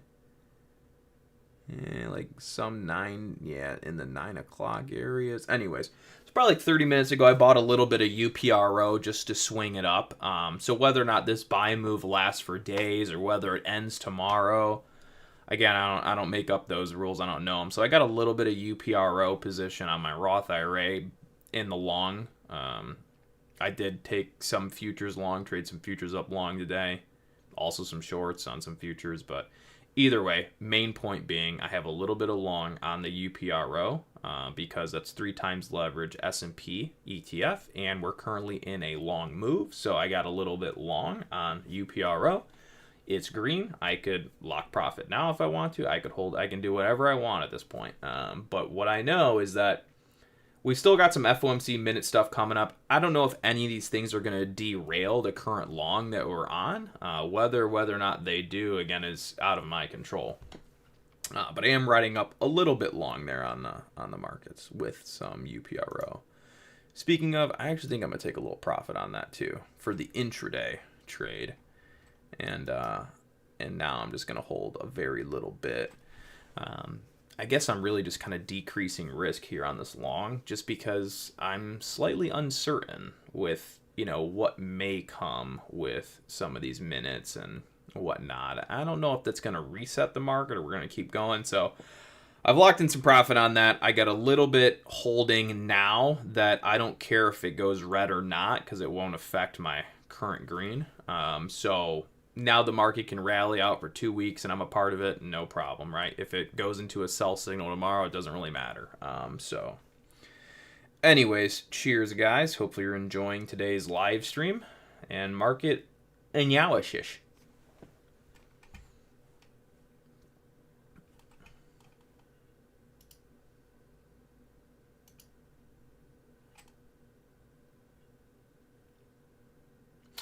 Also, the reason that I was saying about like locking a little bit of profit here off this move on the UPRO is just because the formation of the market's weird. All right. I'm not, again, I've seen weirder things. I'm just getting at that when you start to get, that's just not right. Like, for example, right, you look at this. This is fluid trending motion, right? This would be here, where markets go into a sell move and go down, right? And then they reverse up and trend up. Then they go into a sell move, go down. Then they reverse up, go up, right? So that's pretty good trend motion. But what we just saw today, I would say, is more manipulation movement. And whether or not that's totally true, we'll see. But to me, this is not fluid movement where we're long up and then we get a breakdown and then the next day it's long up. So it's like you had a breakdown and then now you got to break up.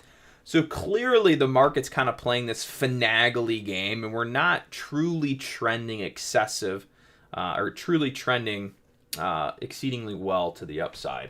We had a breakdown yesterday followed by a snap to the upside today. So I would say today's long is more or less just squeezing short sellers from the previous day's trading action and less of a true kind of like momentumous uptrend starting. I could very well be proven wrong. And if so, that's fine. I still got a little on. If my gut and my instincts are right, then I don't really know. We'll see.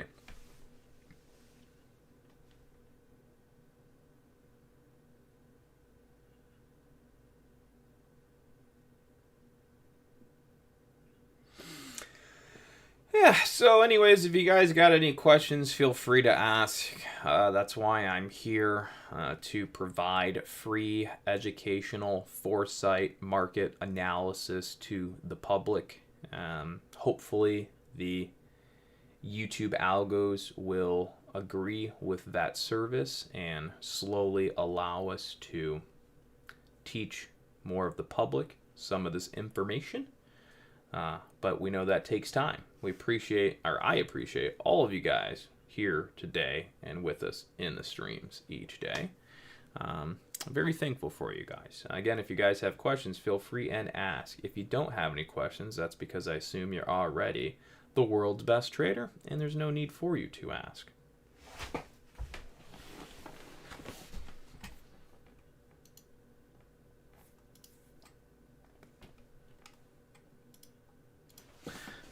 Okay. This is that time of day where, oh, wait. Well, nah. But, let me ask you guys something. Even though I know none of you guys are probably going to respond, don't you think that today's a day where we should be going to CNBC or Fox News, maybe Fox Business or whatever they have, Reuters, and wouldn't you agree that today's a day where those news articles should have been notifying us of the potential that the market could break out over the 50 SMA and kickstart a long move today? Wouldn't that been the more proper way of presenting information to the world, as opposed to stocks snap their 7-day winning streak just to get blown up into a long the following day, right?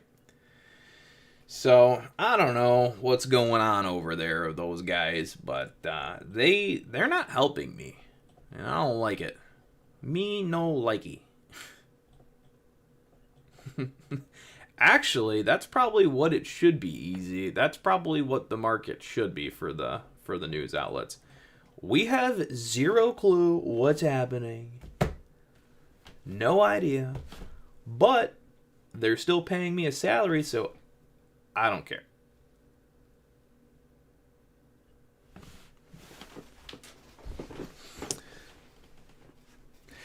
Yeah, it's because they're not so. Yeah, I mean that's true, Steve. And that's because they're not supposed to, because that would lead too many sheep to the promised land, to some food. We must have our sheep running around hungry, always seeking, never finding.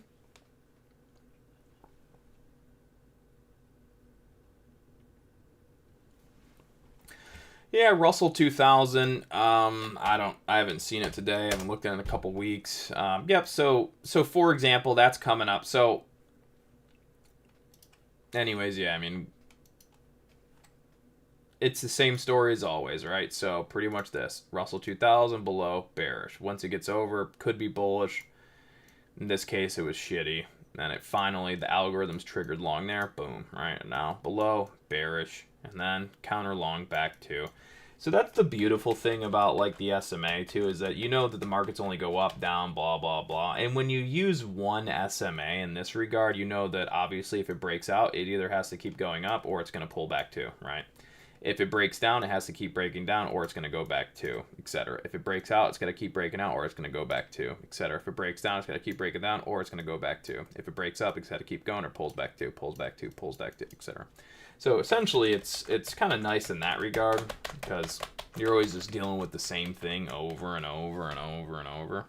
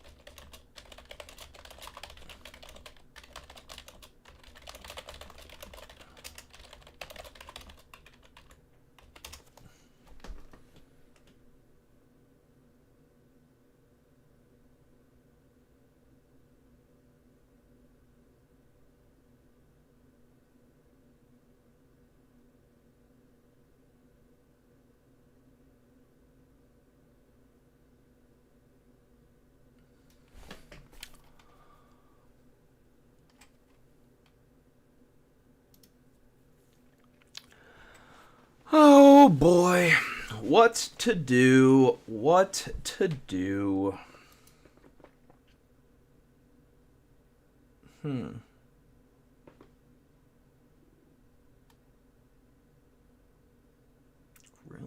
Oh, it was more than that.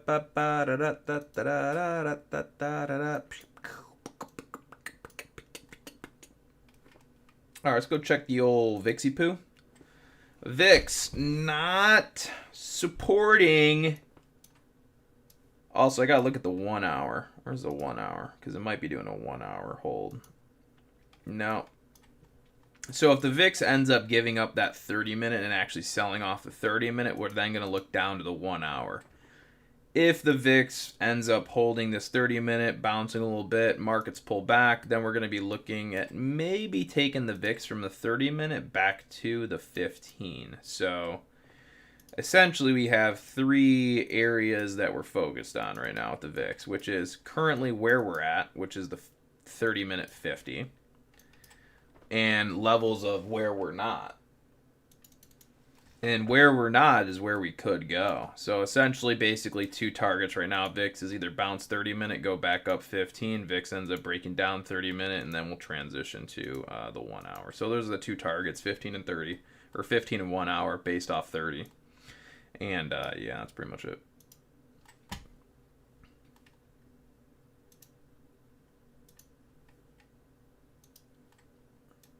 Oh, Snikey. Oh, Snikey and goo. What are we doing right now? I have no clue. Probably bouncing something. Yep, probably. So if we anchor that guy, it's already bounced there. Took that one out. So it's a little sketchy Magoo. A little sketcher Magoo. That puppy there. I don't know.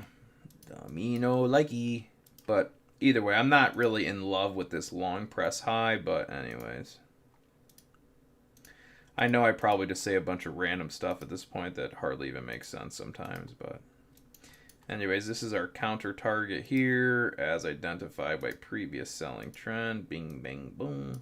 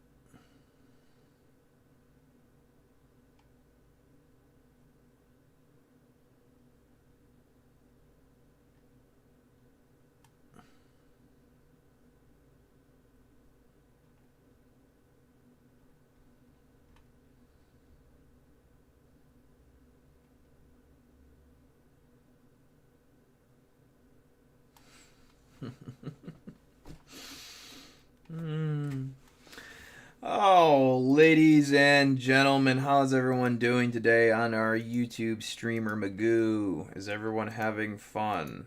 Hopefully you're having fun. That's the #1 goal of everything. Have fun.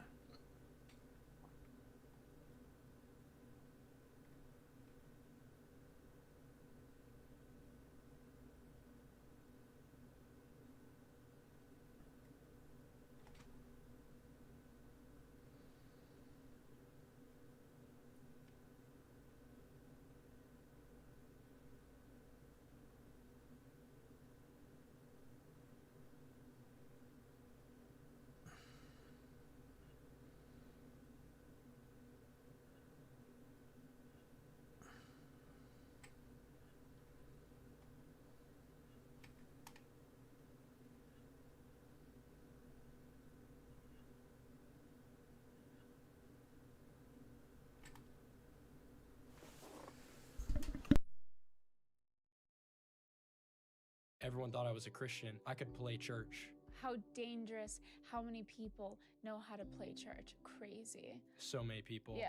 And it's like a plague because people think that they're safe just because they read the Bible. Like anytime I ask someone like, oh man, are you a Christian? And they're like, yeah, I pray every night.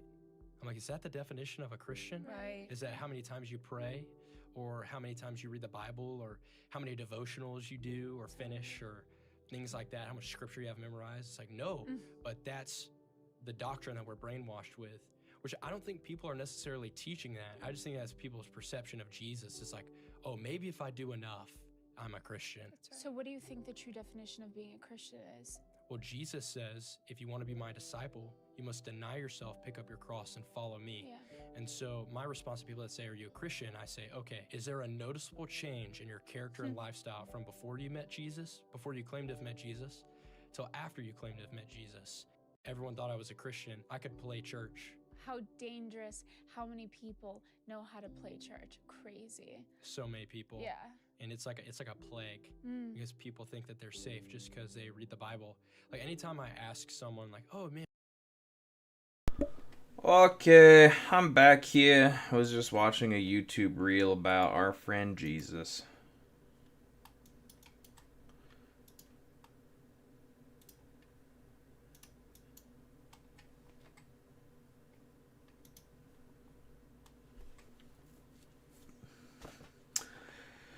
Oh boy.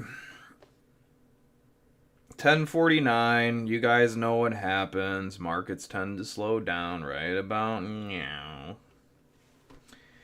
And this is generally where the markets like to hit you with that chapa sui. Oh gosh, I love myself. You know, when you sit in your office all day by yourself talking to a computer screen, you might go a little bit crazy.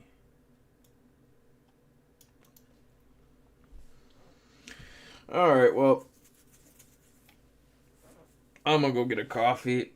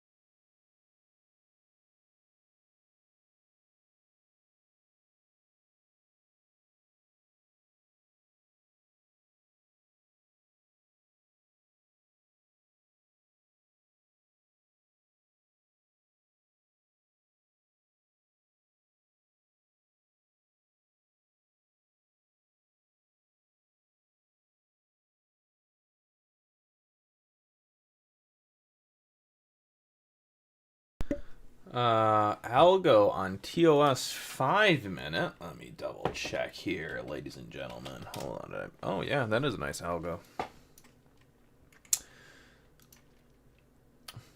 So maybe pull back down to GP.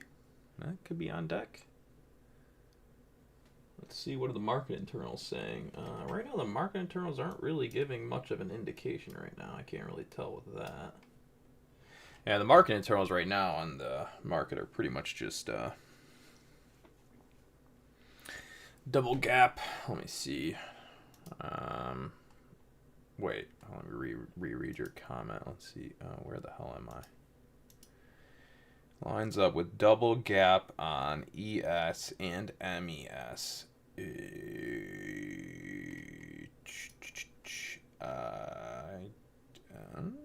I was saying I don't see a gap there. Yeah, I don't know what gap you're referring to, but I don't see one there.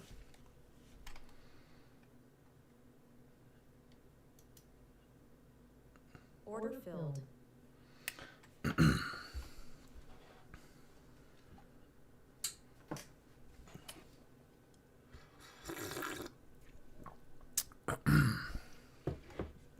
Yeah, I'm not sure. Yeah, I would say if you're looking at, like, I don't see any sort of one gap on or 5 minute gap on ES or MES there. Let me double check. I'll see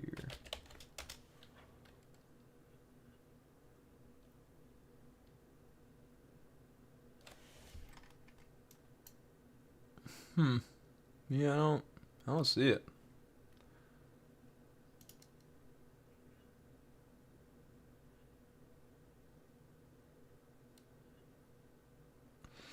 I mean, at this point, I haven't really been thinking of too hard about what's going to go on right here. Let's see.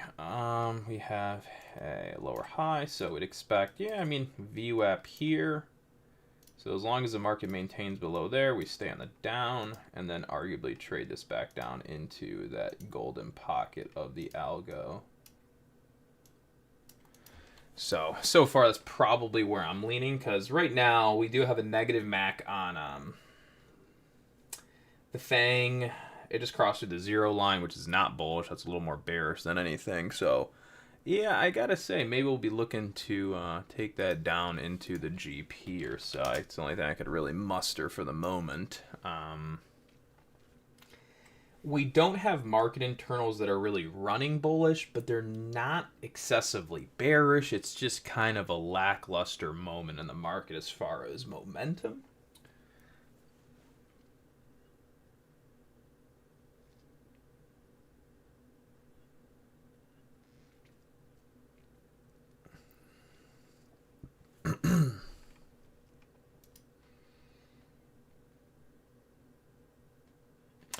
Top step chart 10-10-01.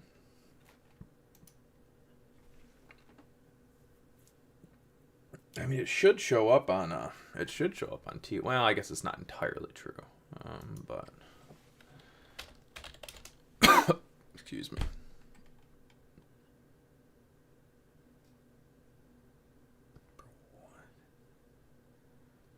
Yeah, am I not zoomed in? Yeah, I don't see any gaps there. So I'm not sure, to be honest. All right, so here's the SPY market. Well, I don't want to say here it is. I mean, it's hardly really, not a big movement there, but.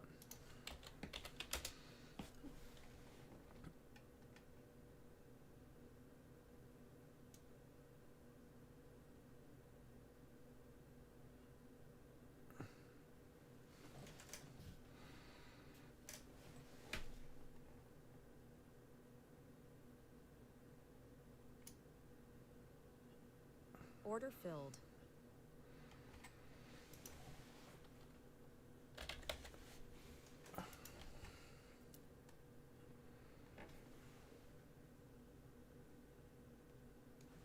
Oh yeah, we just need to move this anchor to here. So that would become that.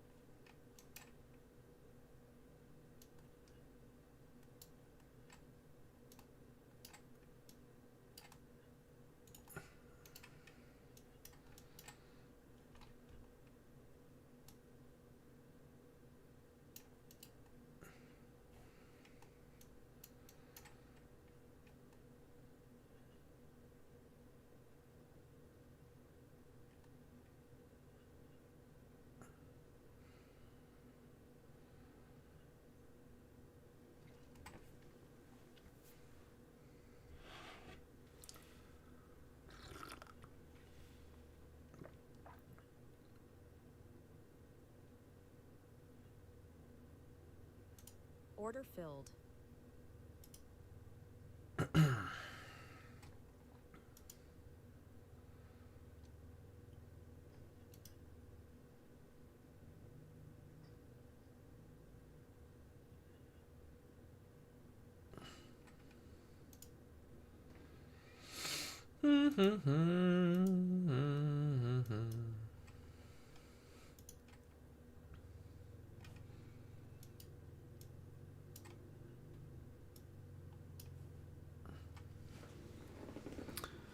Yeah, even with that, I want to say, even with that algo there, all we really did was we didn't even get the 38.2 there and just kind of force squeeze up. Again, we're in a buy signal, we're in a buy move. Well, when I say buy signal, we're just trend positive right now, but yeah, not even a pullback to GP. Pretty lame, but again, like I said, we don't have really bearish market internals. The volatility index is broken down the 30-minute, which basically means now there's only two prices the VIX is going to go to. It's either going to trade down to the 1 hour, which is about $16.50, or it's going to have to back test its 30-minute, which is now $16.69. But anyways.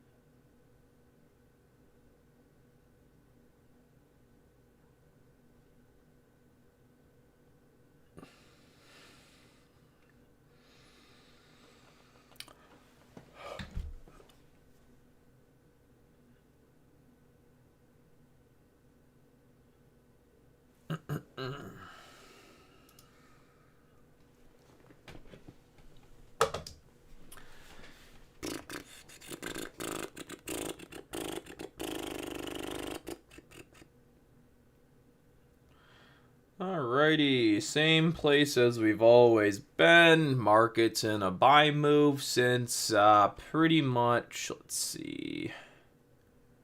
Yeah, let's see. 850, or is that 957? Yeah. Yeah, since 957, 958, the SPY, SPY has been in more of a, obviously a long move, etc.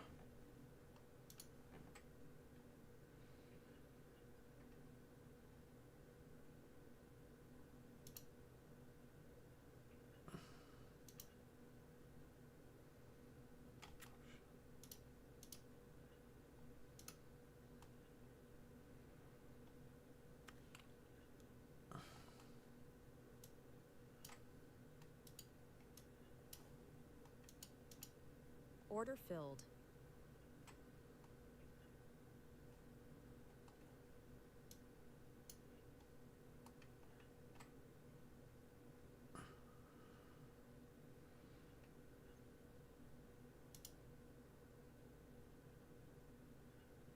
Order filled.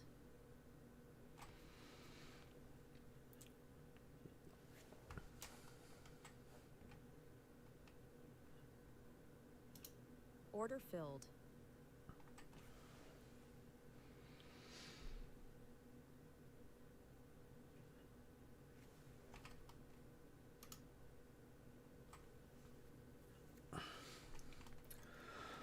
Well, let's see how gold's doing. Gold is, I don't really know. Is it at an all-time high? It is. That is amazing. Gotta love it. Gotta love it.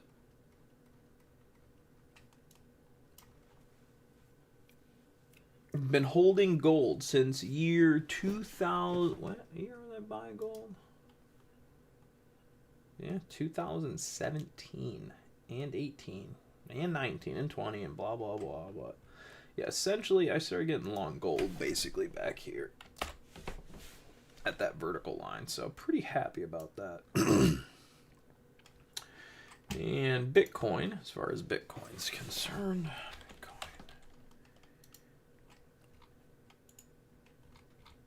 started getting long Bitcoin. Well, I was buying Bitcoin. I mean, shit, I've been buying Bitcoin a long time, but main position right now was starting to accumulate pretty much in this bottom Alt V, like right in this areas. Then I bought some more here as far as big ads, and then I think I even added a little more there for the breakout. And then I've just been dollar cost averaging the entire way. Also, this red line you guys see in the chart, this red line, this would be the timeline in which I thought we would start a bear market. So I know this last week was the market's pumping and everyone's excited and everyone's happy. But our timeline for the bear market to kind of start is October 13th, so 5 days. So we expect in 5 days, arguably, if our time cycling is correct, that would be the exact start date of the bear market, which I don't really expect it to be. But anyway, so even though Bitcoin's going up this past week and it's blowing up, again, the analysis points to a bear market starting here in this October. Now, that would be if it worked exactly right. So let's say a bear market does start, but it's a month off, right? And we suggested it would start in October over 3 years ago. That would be okay with me if we're a month or 2 months off. So regardless, I am hopeful. I'm hoping that Bitcoin continues to go up. If it doesn't, that's okay, because the analysis does suggest in this October we start a bear market. So the hope is that that's wrong and that it just keeps going up, obviously. Or that the bear market's not terrible. But on the chance that that is correct, then there will be no surprise. It would be all expected, right? If we do end up in a bear market, it's not going to be a surprise.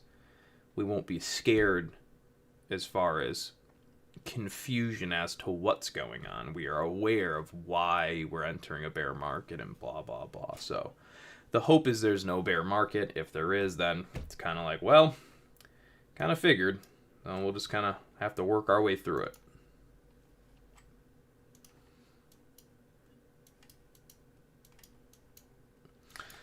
Again, guys, main narrative right now for the stock market is that the market is positive. We started a positive market trend at 9:58 today, or wait, yes, 9:57, 9:58. So since that time, the market's been on the positive side, hence the long bias pump you saw, and then all the dips getting bought up so far, as opposed to bought up and then fall apart. You're also seeing what? You're seeing the volatility index do what? The volatility index come down to the sell targets and then break down one of the targets and continuing. So obviously, if the VIX is not finding support as it goes down, it would, in picking up momentum, it's going to be harder to aggressively pull markets down. All right, it's just not going to happen.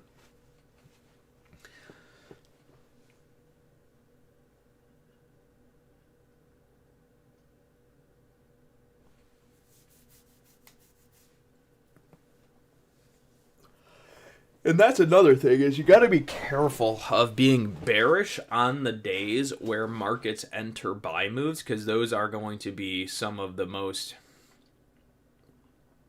well, it's debatable. I'm going to say the days where the markets just start to get positive will ultimately be the worst days to be short, and also some of the best days, because what I mean is if a long move fails and the market does go back into a downtrend, then you picked a great top to short. But if the market doesn't go back into a downtrend, then you get pushed into a buy signal and your short just gets blown apart. So it's kind of one of those games where you don't want to be bearish on a buy signal day, but you do want to be bearish on a false breakout on a buy signal. And again, that's which ones are false, which ones aren't. You be my judge, you know. It's just, you know, you can kind of feel when things are a little weaker, a little stronger, things like that. But today was a day where clearly you did not want to be short on the buy signal because it's working, right? So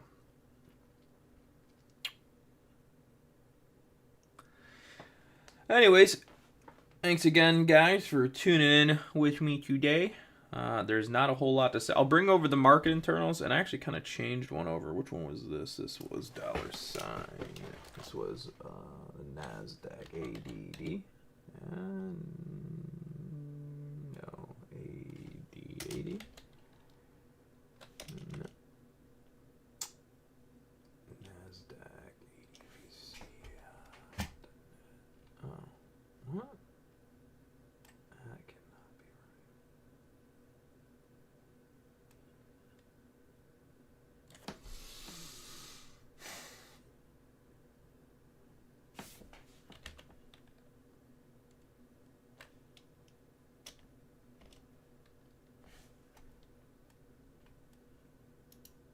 Ah, there we go.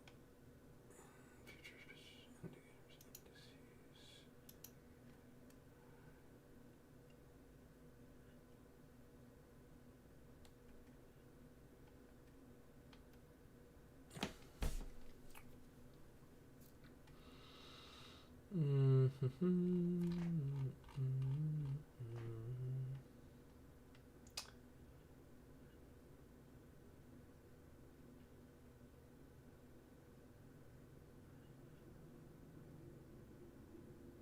Oh, there it is.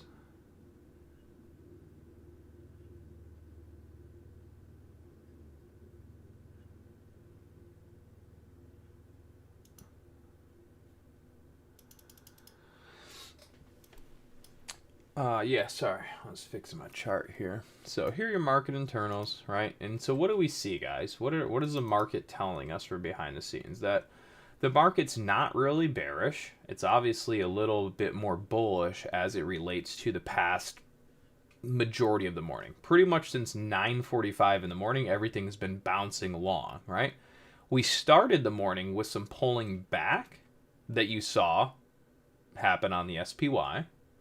The NASDAQ, or QQQ, fully manipulated up today. Even with the sell-off in the S&P, the NASDAQ 100, NYSE, and the Magnificent Seven, somehow somehow the market was able to push that long, which is honestly very impressive. I did not see that one coming. That is not usual. That's why I was actually bearish those tops on the QQQ to start. I thought the QQQ would play catch up to the SPY and dump out, and it didn't. And then afterwards, once the SPY went to long, then we just stayed long. So that's actually kind of interesting. So I'll show that one up, or we'll walk through that real quick. So it's a great learning example from being bearish in the morning to then flipping bullish. And, you know, so if we look at the NASDAQ real quick, yeah. So let's look at QQQ. All right. So QQQ, we know, entered a buy move here. All right. So remember earlier how we were talking about false buy moves, how it would be good to short the top of a false buy move. You could arguably say I was trying that this morning on these two highs with the NASDAQ. So this is kind of like, it goes both ways, right? This was me trading against the trend and against a buy move, right? So we know what? We know the market is bullish if it's over this SMA, right? We know that the market in that regard, it's trying to flip bullish, right? Whether or not successful, always another story, but we know that's kind of the point, right? So this morning, I played a couple shorts on the NASDAQ, right? I saw this break up. It got over the 50 SMA. And then as we got to here and here, I was kind of averaging into some of these tops, looking for the market to reset the 50 and or break it back down, all right? So I was kind of playing for the false long on the NASDAQ today. So why would I be going short today, even though the NASDAQ is getting positive over the 50, as we always talk about, right? So why would I be going short? So I'll show you. Because right into the open, what did I see? Whoa, wait, what did I just do? Wrong chart. This chart. All right, so here we go. So why would I be short going into the morning? Kind of going against my system there. Because behind the scenes, the NASDAQ 100 was selling off. The NASDAQ advancing issues and declining issues were selling off. All right. The combined ticker system that I look at, which is Apple, Microsoft, Amazon, Meta, Google, Nvidia, Netflix, I think Tesla, and maybe a few others. Either way. They had 2 green candles, so a little push to start. So I knew why the NASDAQ was going up right at the open. We had a little bit of movement there. But then it all just started fading off. So it's like, to me, so when I saw the NASDAQ fading, NASDAQ 100 fading, S&P fading, New York Stock Exchange fading. I think volume was fading too at the open, a little bit. Volume was fading, and every single combined ticker stock collectively fading. And I then go look at the NASDAQ and I say, yeah, it is over the 50 SMA, but everything's selling off. So surely this could be a scenario where this is going to be a false breakout and then we come back down below.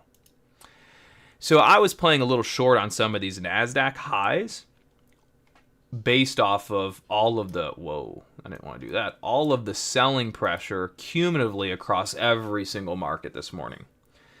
Okay. Not only was I bearish the NASDAQ, but I'm also bearish the SPY. Let's go look at the SPY, right? So we look at what? So let's see, the SPY. So the SPY, right, is below what? Below the 50 SMA in the morning. So not only is there a bunch of things selling off, but we also have the SPY, which is currently below the 50 SMA. So right in the morning, there was momentum and reasons for the markets to be bearish right there.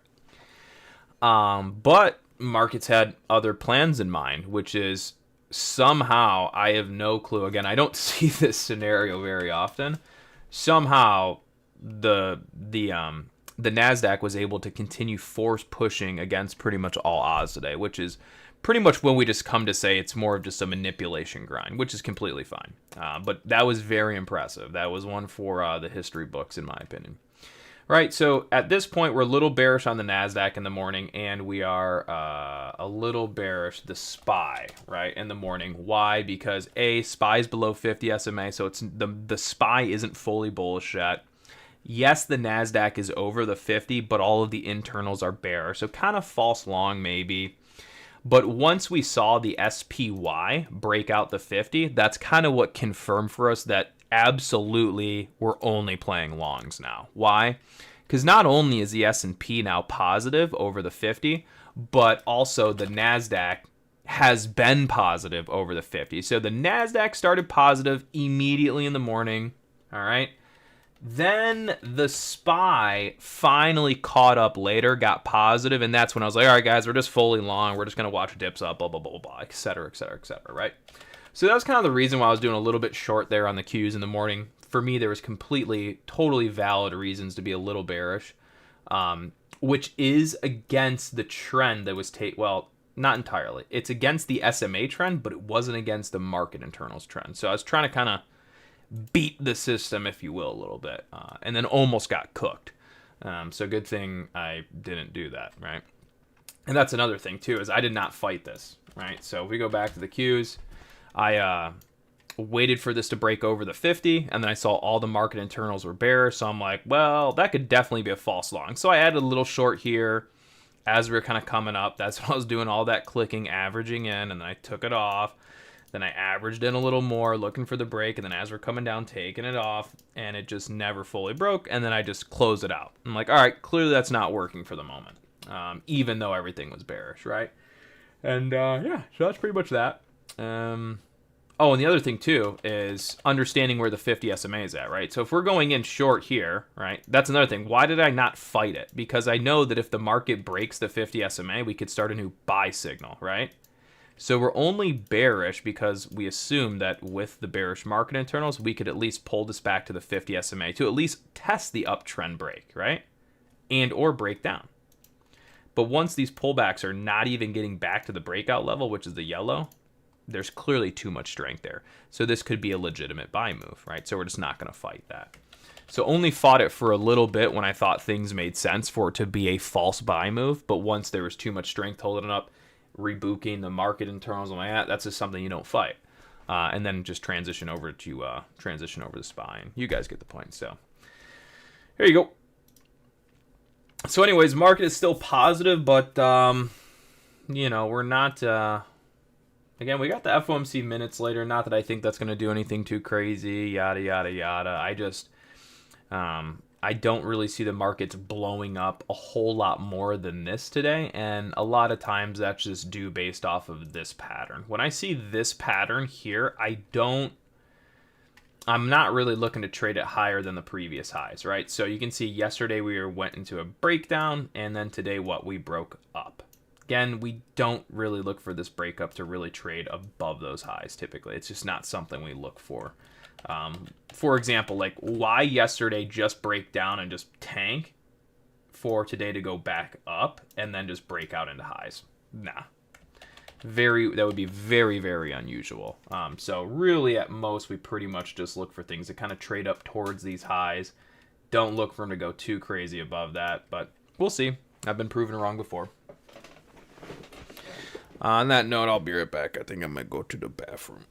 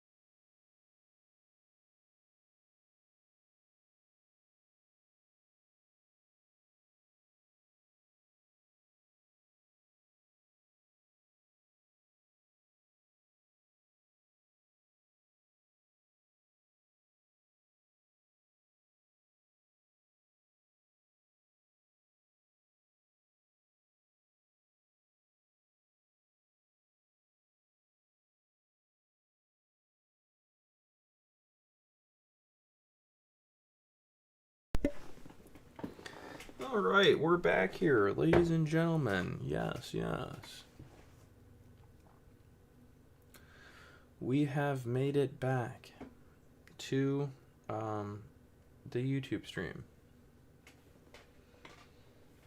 Ba ba ba da da da da da da da da da da da da.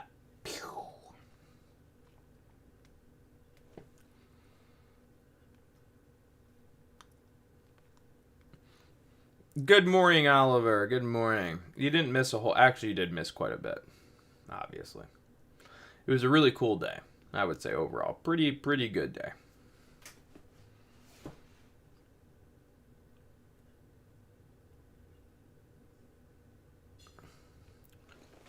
We swindled the market pretty good today. That was... See, I do find these days... or this setup kind of fun. When I say setup, I mean this, where one day the market's down and then the next day the market's up, because it pisses so many people off. It's kind of one of those scenarios where you can just look at the chart and you can just feel everyone's emotions, right? because you know yesterday the market tanked. So anybody that traded bearish or was swing short and holding, they're like, yes, I'm the greatest, right? And then today they're like, what in the absolute hell is going on, right? So you can just see it in the chart. You know what happened to people. You know people got just absolutely sauced and tossed like a Caesar salad, okay? You know someone was bearish or long. Someone was long, then they just like, I can't take the beating anymore. And then the next day it's back to green. Or someone was short and they made so much money, now it's all gone, right? So in that regard, it's such a beautiful psychology move. And you just know how people feel this morning. They're pissed, right? Very, very angered. And here we are on this stream. I took you in the missionary position today. It took you and it rolled you over. And so it's, and yet, I mean, I'm not saying we're perfect, but at least while we're here on this stream, we can see why we're doing it. We know what we're doing. We're taking the market from what was a buy move, sold it off. We broke the market down. We then traded it back to a back test. It tried to stay bearish, but could not. And so we now blow it up into a long. Everyone from trading yesterday has, well, not everyone, but, and then everyone trading yesterday is like, what the heck? I don't get it. What? The market's bullshit, right? The market's a scam, which to a degree it is, but yeah, it's schemy. It's manipulated. Hell yeah, it's manipulated. Durr. Like, obviously. And that's how, I don't want to say we did it today, but that's it, right? Market is breaking down. There's your back test. It had resistance and then back over. Now back to long. Yeah, so within a time frame of, well, how many candles is that? That would be an hour, 2 hours, 4, 5, 6, 7, 8. I mean, theoretically, if you don't trade the after hours or the pre-market, I mean, really yesterday's 8 hours down, right? And now all the way back up. Someone's like, what in the world? It's actually kind of funny. Well, not really, but it is. Again, guys, the market's just long. That's all it is. We're just doing a long play. I still am long with UPRO right now, so I got a little bit of a position on long. Nothing crazy. It's basically not going to make a whole lot of money at this point. Even if it does go up, I'm just a part of that trend and have some skin in the game. My account is appreciating. How much it appreciates, don't know. How long does the long last for? Don't know, right? I don't know those things. And I don't even really try it. Well, it's not, I don't try to know. I just don't know. All right. So, anyways, very, very cool day that we are able to witness here, because we know it's a day of saucing and tossing people and really making people mad. But ultimately, we've been on the right side of this move the entire day. Well, I don't say the entire day, but majority of the day, for what was important, I guess. Now, that being said, there is some levels that were created today at 9:49. That is an algorithm candle. Now, I don't know these as good as my business partner Brandon. They're more of his strategy, so I will not be sharing really anything of that more than I already have. But there are some levels that we might be looking at for the market, all the way down to 671s and what have you. But anyways, we're actually coming into some targets now too. There might be a scalpable short coming up as well. Let's see.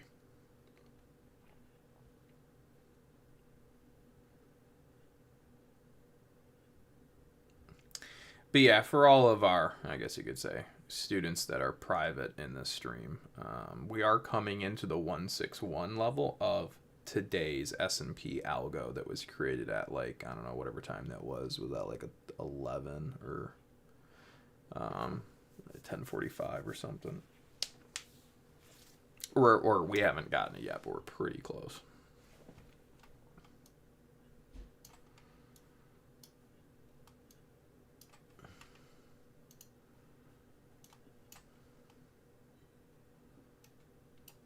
Order filled.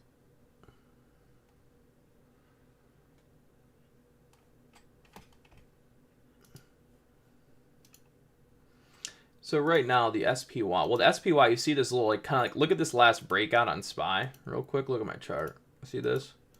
See that last breakout and or this candle? So that's why well, this one's kind of different. Well, let's see, the high is there. So I mean, arguably the breakout on this would be these two candles. So this would be the current little like micro reset level down to about there.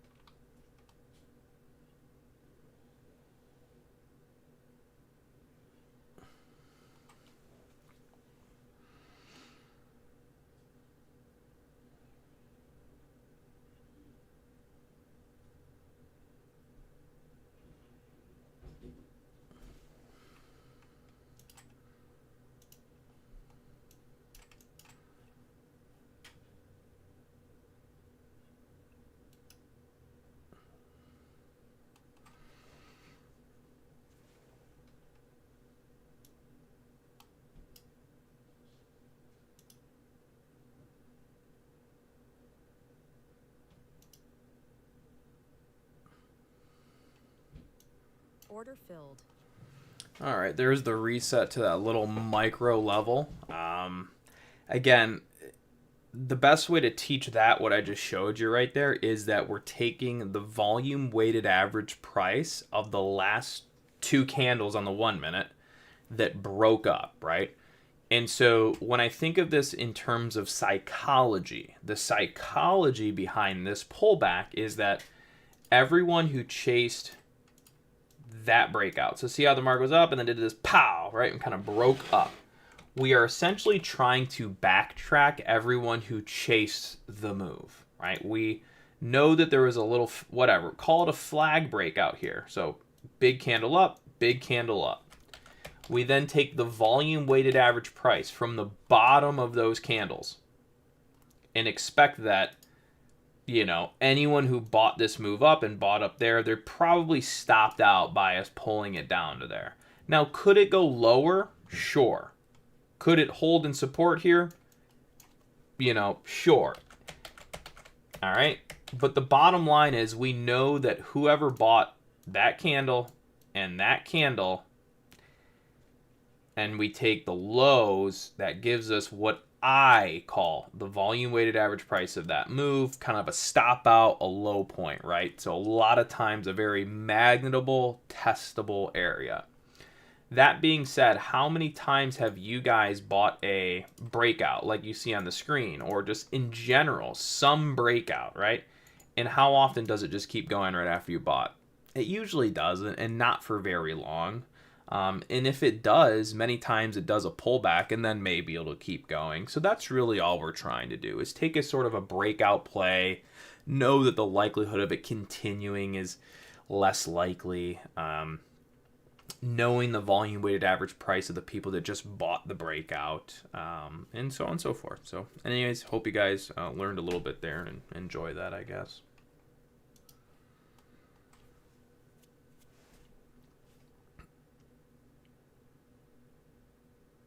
You know, and that's another example, right? Like, imagine someone who is new to the market, just started today, and they're seeing this thing go up, and they're like, I'm buying this because it's going up, and then we're like, well, your VWAP's right about there, so really we're just going to pull you back down real quick, right?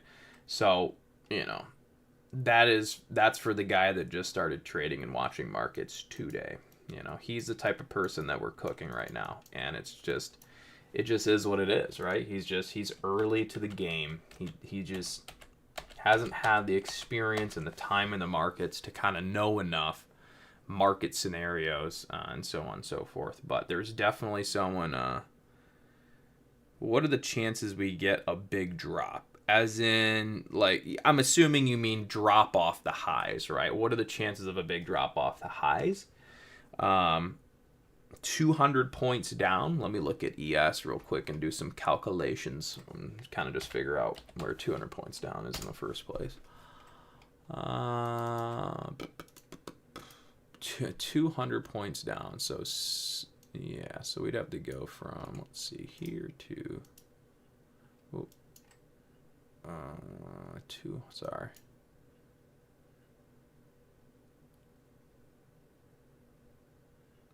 That is very, I mean, very unlikely until we're into a sell move, or until the VIX bounces or slash breaks out.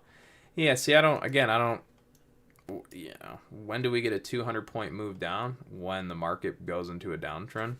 Generally is when something like that will happen. So we'll have to be below the 50 SMA. Yesterday's, let's see. What about yesterday, though? Let me just double check. When did we break down yesterday? Oh, well, that was. One second. Well, that wouldn't be totally accurate. All right.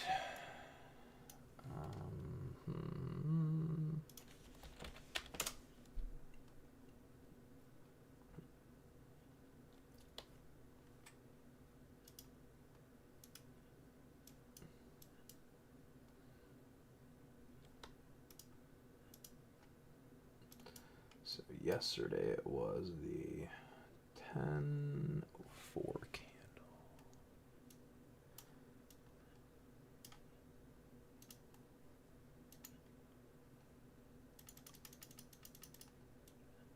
Oh my gosh, computer work. Thank you. Yeah, so yesterday, on yesterday's breakdown, we had a move of 10:04 down. Yeah, so like yesterday's sell move only resulted in a maximum of like 26 points to the downside, right? From the highs, it's obviously much more than that, but the actual breakdown only resulted in 26 points. So far today's long move on the market from the breakout to high has resulted in 25 points. So basically we've run the same amount of, longs today as we did shorts from the breakdown yesterday. Oh, that might make more sense. Sorry, I'm looking at ES. Talking about today. Yeah. Let me just double check. So NQ 200 points down Z's. So you're gonna have to go. We're at what, 2523 right now. So.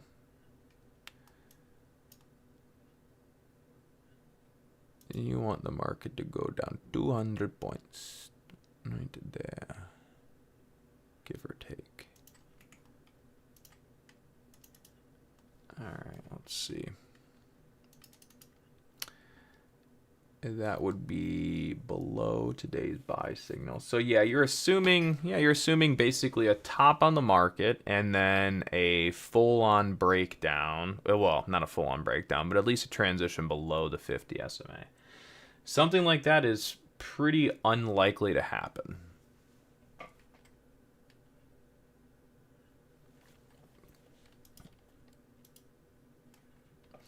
Yeah, I would say a 200 point drop, very, very unlikely.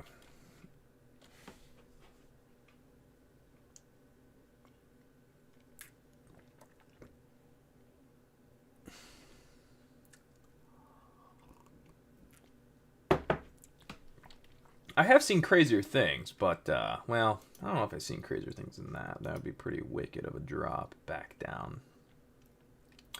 Yeah, I can't really see that happening, because you would just need so many things to fail. It's almost nearly impossible at this point, I feel like. All right, that's not true. We've seen things get sauced pretty hard before, but again, we do have FOMC meeting stuff. Like I said, we do have those algo targets for the golden pocket on the SPY, which I don't currently have up. I forget the price of it. But we do have some pullback levels to 671 as far as 670.91 right now. Are those going to end up hitting today? Again, I have no idea. But we do have some levels that would bring us back down quite a bit on the market. But the only way that's going to happen, as we said before, is where is my... Oh, it's this chart, but I turned them off. You're going to need the VIX to have a mega bounce, and you're going to need market internals to pretty much just turn around and just sell off drastically. So if we bring over the SPY here, or VIX, whatever. All right. Oh, by the way, VIX sold down to our target, guys, just an FYI. Remember we said the VIX, once you break down the 30-minute, or when we're at the 30-minute, either has to bounce the 30-minute, then go back to the 15, or it's going to break down the 30-minute and it's going to sell to the 1 hour. So we just sold down to the 1 hour. So now the VIX is on the 1 hour trend over under resistance, right? But yeah, easy. The only way you're going to get a 200-point drop is if miraculously the VIX turns back into a buy move, breaks out, and then we just have a drastic sell-off on equities. So the first thing we would need to see before we... I'm not even considering. I'm just saying the only way it's going to happen is if this VIX comes all the way back up over the 30-minute and then turns into a volatility breakout and spreads fear across the market, and then we'll tank it. Other than that, there's just no way it would ever happen. So we're going to be pretty much on the long for the remainder of the day, with the possibility of maybe this FOMC minute stuff, throwing off the market, and maybe at that point we get a shakedown, and then we'd still be targeting only down to like 671s or so. We wouldn't be looking for 200-point drop for the moment. So if in the event something crazy happens, triggers a breakout on volatility, equities look at the equities markets right now, right? So if we look at the equities markets, look at them all.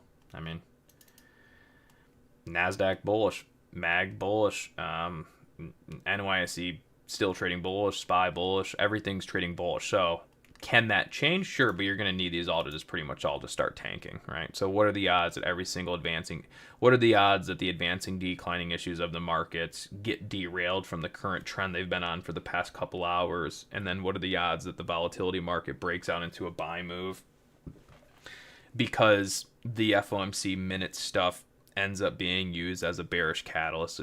Who knows, right? There's a lot of things that would have to happen for that to work.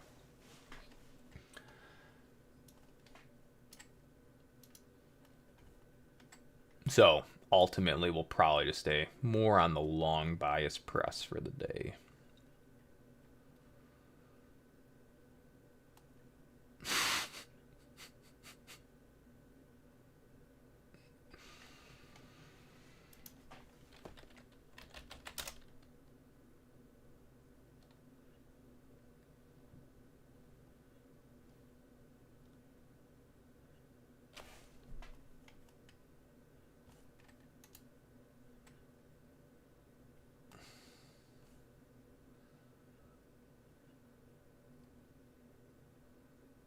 That is too funny.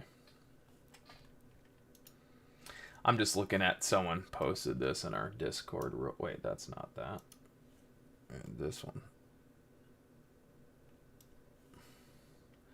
Someone posted this in our Discord. Netflix buy, and that was on, or that's, I don't know, maybe it was a retweet, but yeah, that's from, yeah, it can't be right. Never mind. That's kind of old. Yeah, never mind. But still funny. Jim Cramer, gotta love it.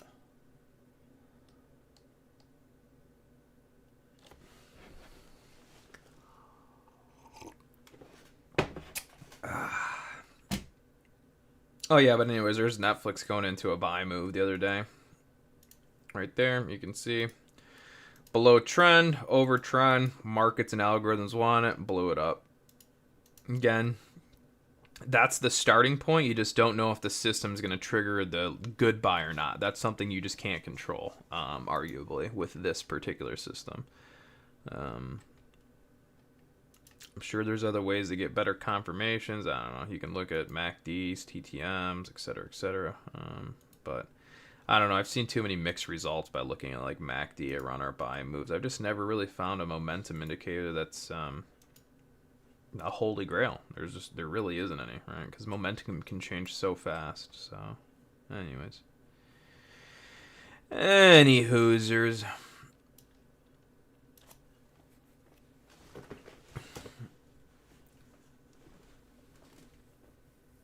Yeah, so again, at this point, you're pretty much just waiting for whatever his name is to come out and start. What does our thing look like? So 2 p.m. minutes of Fed's September FOMC meeting, where we're gonna get an update on what the Federal Reserve feels is going on in the economy, which is nothing that we all already don't know. Well, it's nothing that anyone that has been paying attention to what the Fed's been saying for some time now, it will be no news to you. Again, it's going to be, we're concerned about, potential inflation. We're trying to keep maximum employment. The economy is still running strong. Blah, blah, blah. All right. And what are we going to do? We're just going to look at which way the market is trending. Are we in like today, right? Like today we didn't even, yes, there's FOMC minutes coming, but what are we going to do? We're just going to listen to the market. If it's above the 50 SMA, we'll look for long bias tactics. If it's below the 50 SMA, we'll look for bearish tactics, regardless of what they're going to say today, right? Regardless of what St. Louis Fed President Alberto Mussolini opening remarks, don't care. Fed Governor Michael Barr speaks, don't care. Fed minutes something something, kinda care. Minneapolis Fed President Neil Kashkari speaks, don't care. Right? Michael Barr speaks again, don't care for a second time. Chicago Fed President Austin Goolsbee, don't care. Right?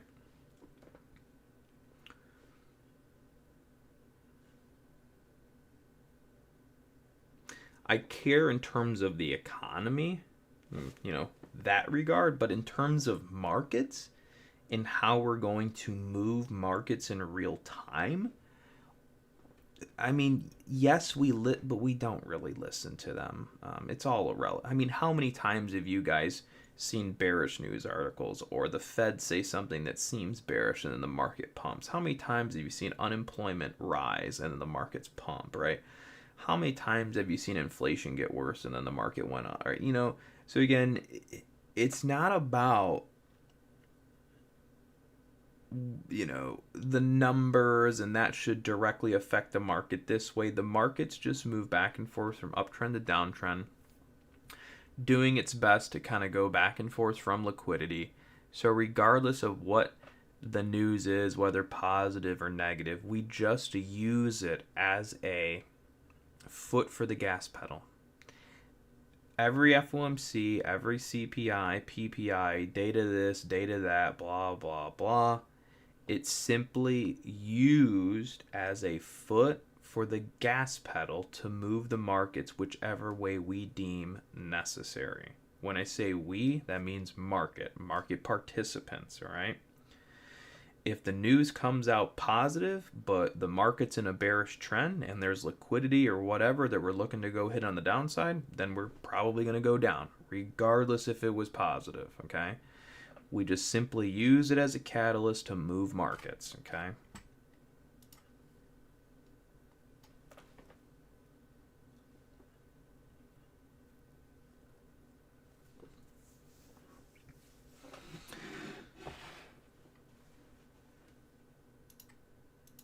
I wonder why they're saying the stock market's up today.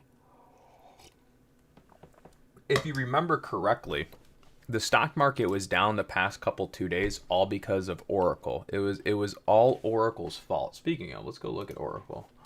ORCL. So right there. So yesterday's sell-off was all Oracle. Granted, yeah, they played a big part. Right, so it's because of that the entire market was down yesterday, and now look at almost all of those gains recovered. Funny, but yeah, let's see stock market news today. 9 minutes ago, Nasdaq gain as Nvidia rise. Wall Street tries to look past shutdown. So apparently it was. So Wait, hold on. Let me get this correct. So 2 days ago, you were telling me the market is going down because of Oracle. But today, it's now the recovery is happening not because of Oracle, but now because no one's scared of the government shutdown. So which is it? Or is it both? Or is it simply the market trend just turned positive? So we're just going to go long the market. That's what's happening. And now CNBC is going to tell you it's because no one's scared of the shutdown. No one was ever scared of the shutdown. Only an idiot would be scared of a government shutdown. Well, that's not true. If your job was affected, or if you have, health insurance and stuff like that was getting affected, then that's a different story. Yeah, you maybe have some reasons to be fearful. But as far as market participation, there was no reason to be scared.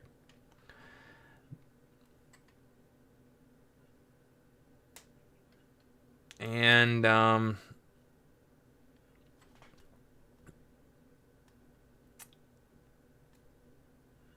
I mean, that's about it, honestly. We don't have a whole lot of... Well, as far as Google goes, Google hasn't really...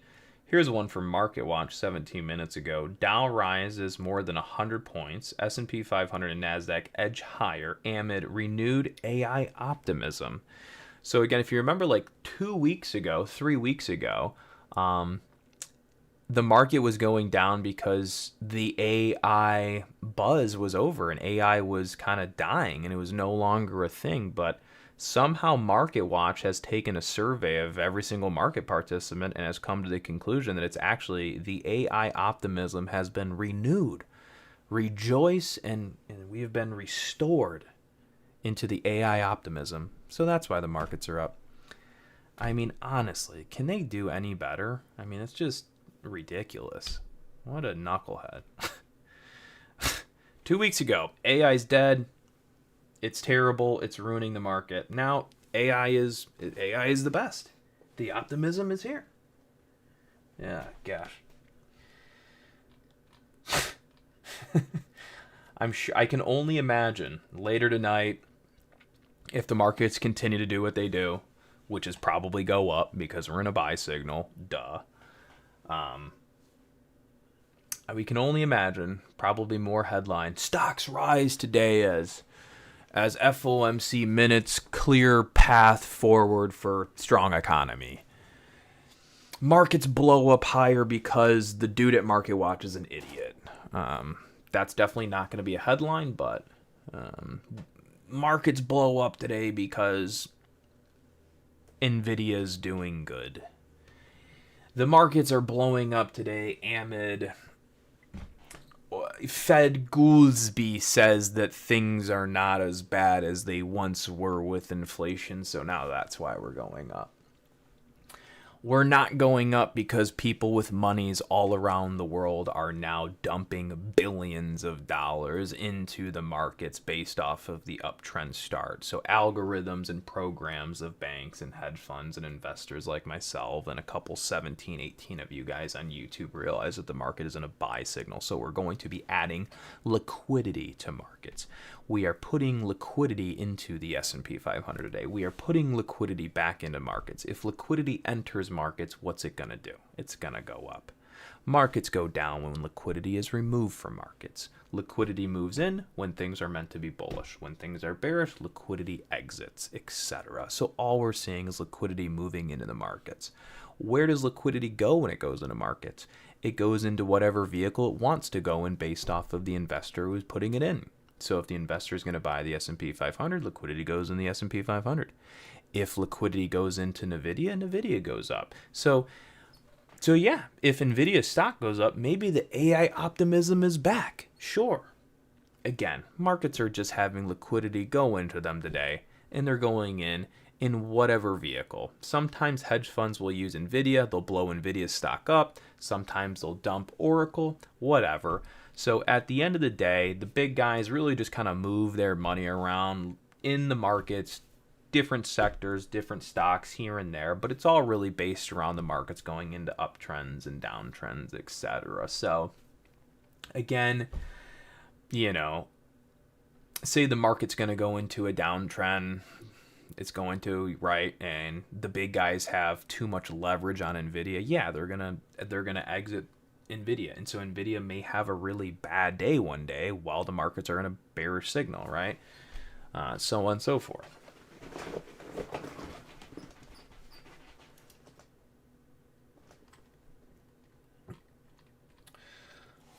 Cheers to the 17 of you guys still hanging out. We appreciate you. Well, really, it's just me. There is no we. It's just me. I appreciate you guys.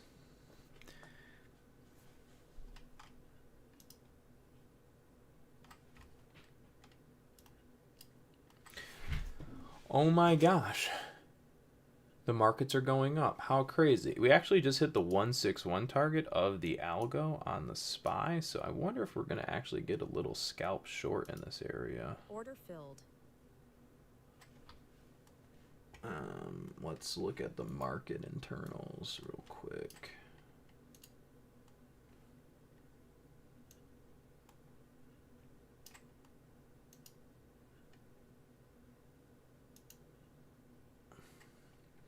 Market internals really not doing anything other than just kind of grinding up. Let's check our friend. Where'd he go? Where's the other chart? Is it this one? It was.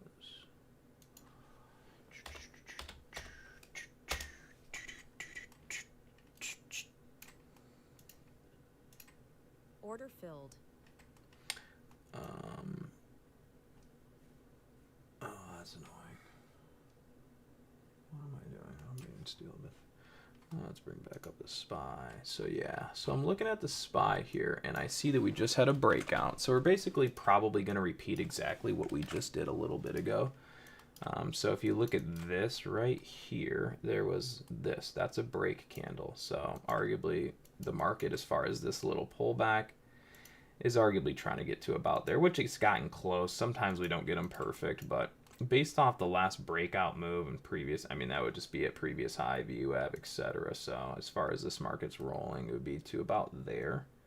And if they don't hold support, maybe they go further, whatever. But that's pretty much what the market's kind of looking at right now as far as VWAP and 1 minute stuff.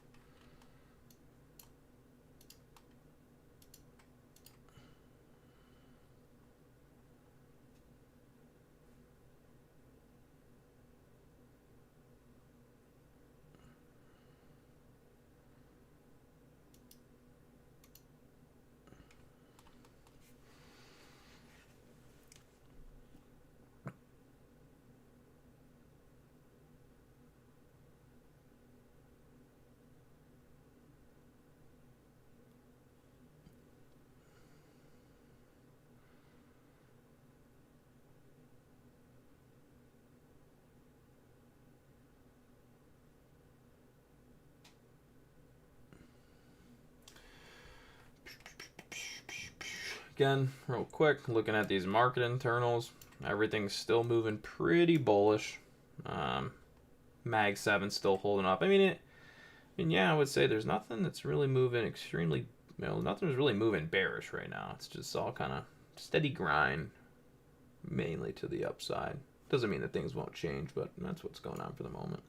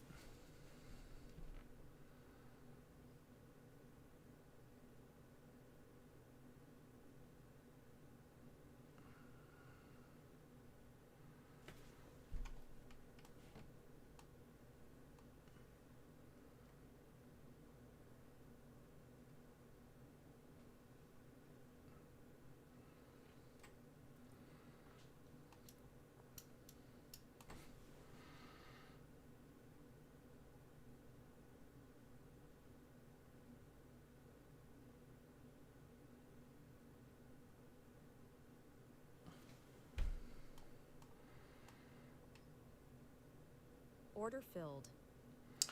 All right, there's our target hit on that micro pullback down to the 1 minute volume weighted average price. Cheers. Good job.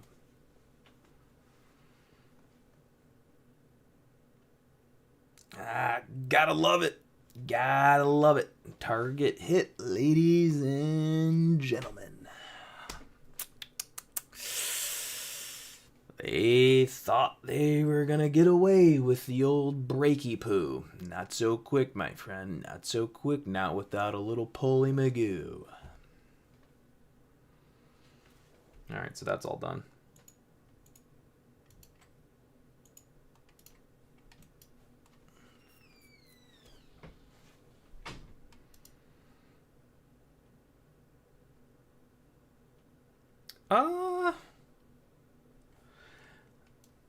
When you say no retracement, you know, like, I guess the question for me is, or I guess the question I have is, what do you consider a retracement, right? Because there's been retracements on the 1 minute, right? If we look at the 5 minute, more or less pullbacks, I'd say. But yeah, I mean, I guess you're probably talking like an ABC kind of jam where it actually does a two-step magoo down. But yeah, we really haven't had any sort of two steps down other than the 1 minute, which there was really only one, which would have been, this was a pullback, and then this would be more of a structured down on the 1 minute. So there really hasn't been any sort of big retraces from this move, only real micro stuff for sure. But again, yeah, it's more of a forced up long press that we're seeing. No retrace, no big retraces so far, that's for sure. So obviously, guys, what are you going to do here? Not that you have to do it, but you just know that you're going to anchor a 1 minute candle up here, and then obviously, if the market doesn't just sell off from here, it's going to retrace to this VWAP, but ultimately that's it. But again, we did come up into our 161 long target of today's S&P 500 algorithm candle, which took place at 9:49, but that's also the 1 minute, so that's the 1 minute 161, and the 5 minute, so 5 minute 1 minute candle high low same. So yeah, we're into the 161 long target, so that would be a long target completion from an algorithm created at, or not 9:59, sorry, my time frames are off. 9, well, it'd be 10:50, what the hell am I saying? Yeah, my clocks are back an hour on Thinkorswim. I don't even know how it happened, but then I tried to reset them one day and didn't figure it out, and then just never tried again. But yeah, it would be the 10:49 candle. So we're starting to pull back a little bit as we've completed that long target. So it's really just kind of, you know, markets have come into a long target, so people are closing longs and locking profit. As a result, we're kind of seeing that little decrease there, pulling the markets back. All right.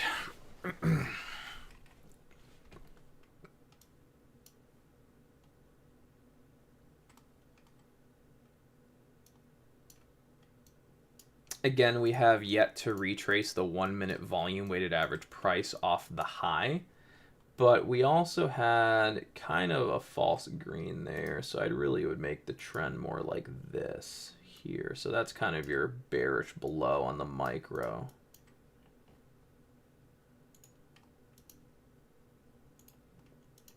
And when I say bearish below on the micro, I mean just that. We hit the 161 here. This is a pullback off that high. If the markets are going to lower high, it would be around there. And then that would obviously be the 1 minute stop out. So for anyone trying to be bearish now, in the micro, that's all you really have is that. But anyways. But that's what I was talking about. When the market first got up to here, we were kind of a little bearish for a pullback because this was markets running into first tag resistance. So down. Now this is the retest of everyone that was just shorting, right? So they have to hold resistance here to keep their trend favorable. If not, then they end up getting probably stopped out, right?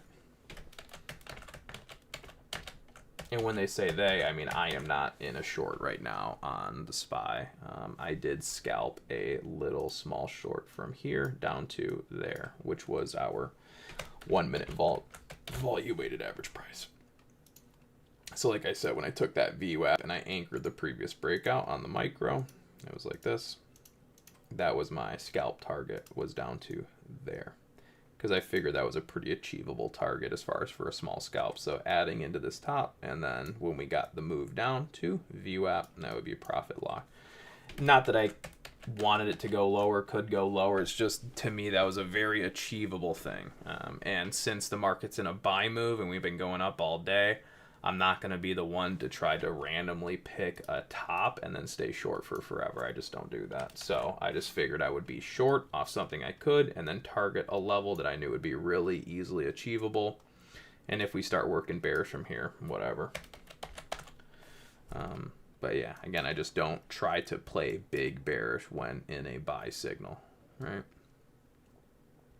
And it's same thing. Like, look at the last one, right? So this last one here, I had a small scalp short here down to VWAP, right? Because that was the last breakout area, etc. So if we go look at this last scenario, yeah, I did take a small scalp from about here down to VWAP. Why? Because the market's in a buy signal, and I'm not going to be the one to try to predict some top in the market that markets get crushed. But I am going to look for logical moves that would make sense for me, which would be pulling this market back to the volume weighted average price of the breakout. And then look what happens. Market holds support and then rallies out. So if I would have ended up holding, I for sure lose, right? And so that's why I just took the short from highs here down to here, right? Because I didn't know if this would end up getting supported or not. If it breaks down, great. I'd make more. If it doesn't, then your whole trade is pointless.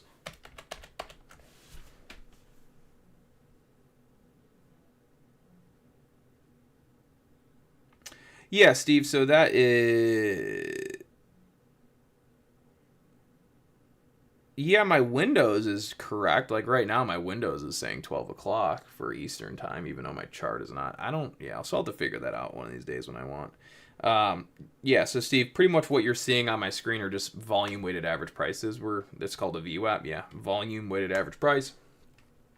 On TradingView, it's this thing right here, anchored VWAP, my cursor, follow my cursor, and it's right there. I don't know if you're looking or not, but anchored VWAP, TradingView. You could look up a YouTube video about it. You can go on the internet, learn about it. But they're just anchored VWAPs. So, and everyone likes to use volume weighted average price, which is good. Right? It's the VWAP for the day. Right? Not that I don't. Well, really, I don't. I hardly even look at a VWAP. Not that it would probably help if I did just look at the normal VWAP for the day, but it's just something I don't currently really look at. Not to say there isn't use for it, but this is the same thing as the anchored view, or this is the same thing as a regular VWAP, except you just pick where you start the anchor from. You pick where you're calculating the volume from. So that way, it allows me to take specific moments of the market and track people's participation, right? So the best way that I think of anchor VWAPs is they're a little GPS tracker you put on all of your opponents in the market, right? And when I say opponents, it's because everyone in the market is your opponent. You guys are all my enemy when it comes to trading, right? Because, I mean, as much as we all want to be doing the same exact thing, we're probably not, right? So you're trading against everyone, right? So anchor VWAPs are a way to track people who were trading either bearish or trading bullish and things like that. So that's the way I see it, is I'm just anchoring VWAP to previous market participants, kind of figuring out their volume levels, and then trying to take markets to and from those volume levels. Pretty much is all we're doing. So again, like if we look at the market right now, right? Let's take the most previous high. Where's the previous high? It's up here, right? Right about there. Oh, wait. Well, yeah, previous high is here where I'm circling. We add VWAPs. Anchor down. So this is our 1 minute volume weighted average price trend. What does that mean? That means for the trend to stay down, it has to stay down. That's it. That's all it is. It's just everyone who sold the last high, right? The last thing they want is this market to go over that. Because then what? Because then most likely all of them are stopped out. Why? Again, you know most people did not short this high. If anything, most people would have sold somewhere in the middle or maybe on the low. So what do? We bounce it back to volume weighted average price. It's probably one of the easiest, most straightforward things ever.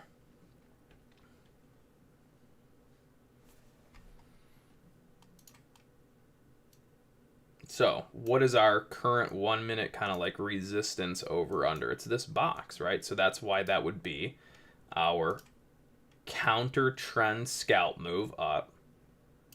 Then first attempt in, back to bearish. And if it doesn't work, then 1 minute micro chart will stop out. So that's why you always see me draw things like this. Arrows down and up.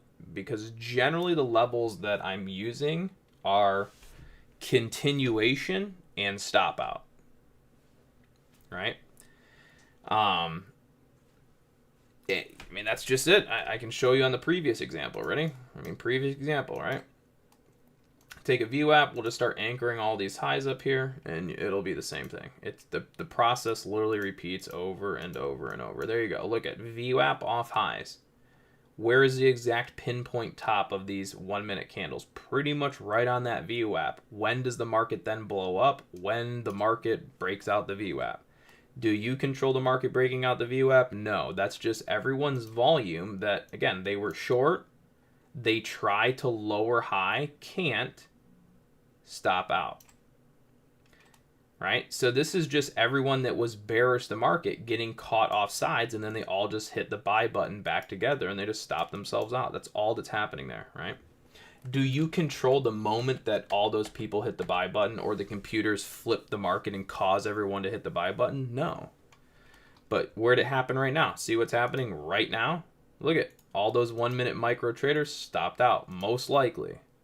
Now, you can't say everyone stopped out, but just as a generalization, yeah, you know most people probably stopped out of that, right? Because you've traded before, you know what it's like. Which is, you know, if you were starting to kind of go bearish down here, you know, you bought the buy and like, oh man, maybe I was wrong, and now you're cooked. So that was the 1 minute micro stop out right there. Because the market did. So you see how that worked? We tried to arguably lower high the market like 2 times, right? So we had down. Oh my gosh, Thinkorswim, her trading view. Down. We had a little pop there, and then bang up. Now, what do we also know, right? What do we also know about the market today? That the market is in a bullish buy signal trend. So obviously, trying to short tops is not going to be easy. Because if markets are trending up, you're less likely to do what? Lower high and go down. Not that it can't happen. It's just less likely. We did do it. We did it once today, basically. We had a pullback. I mean, kind of one there, sure. Then you had this, where you had pullback, lower high structure, right? But after that, here's a top breakout. There's a top pretty much breakout, top breakout, and you know what I mean? So when you're in a buy move, shorting tops is not going to be an easy game.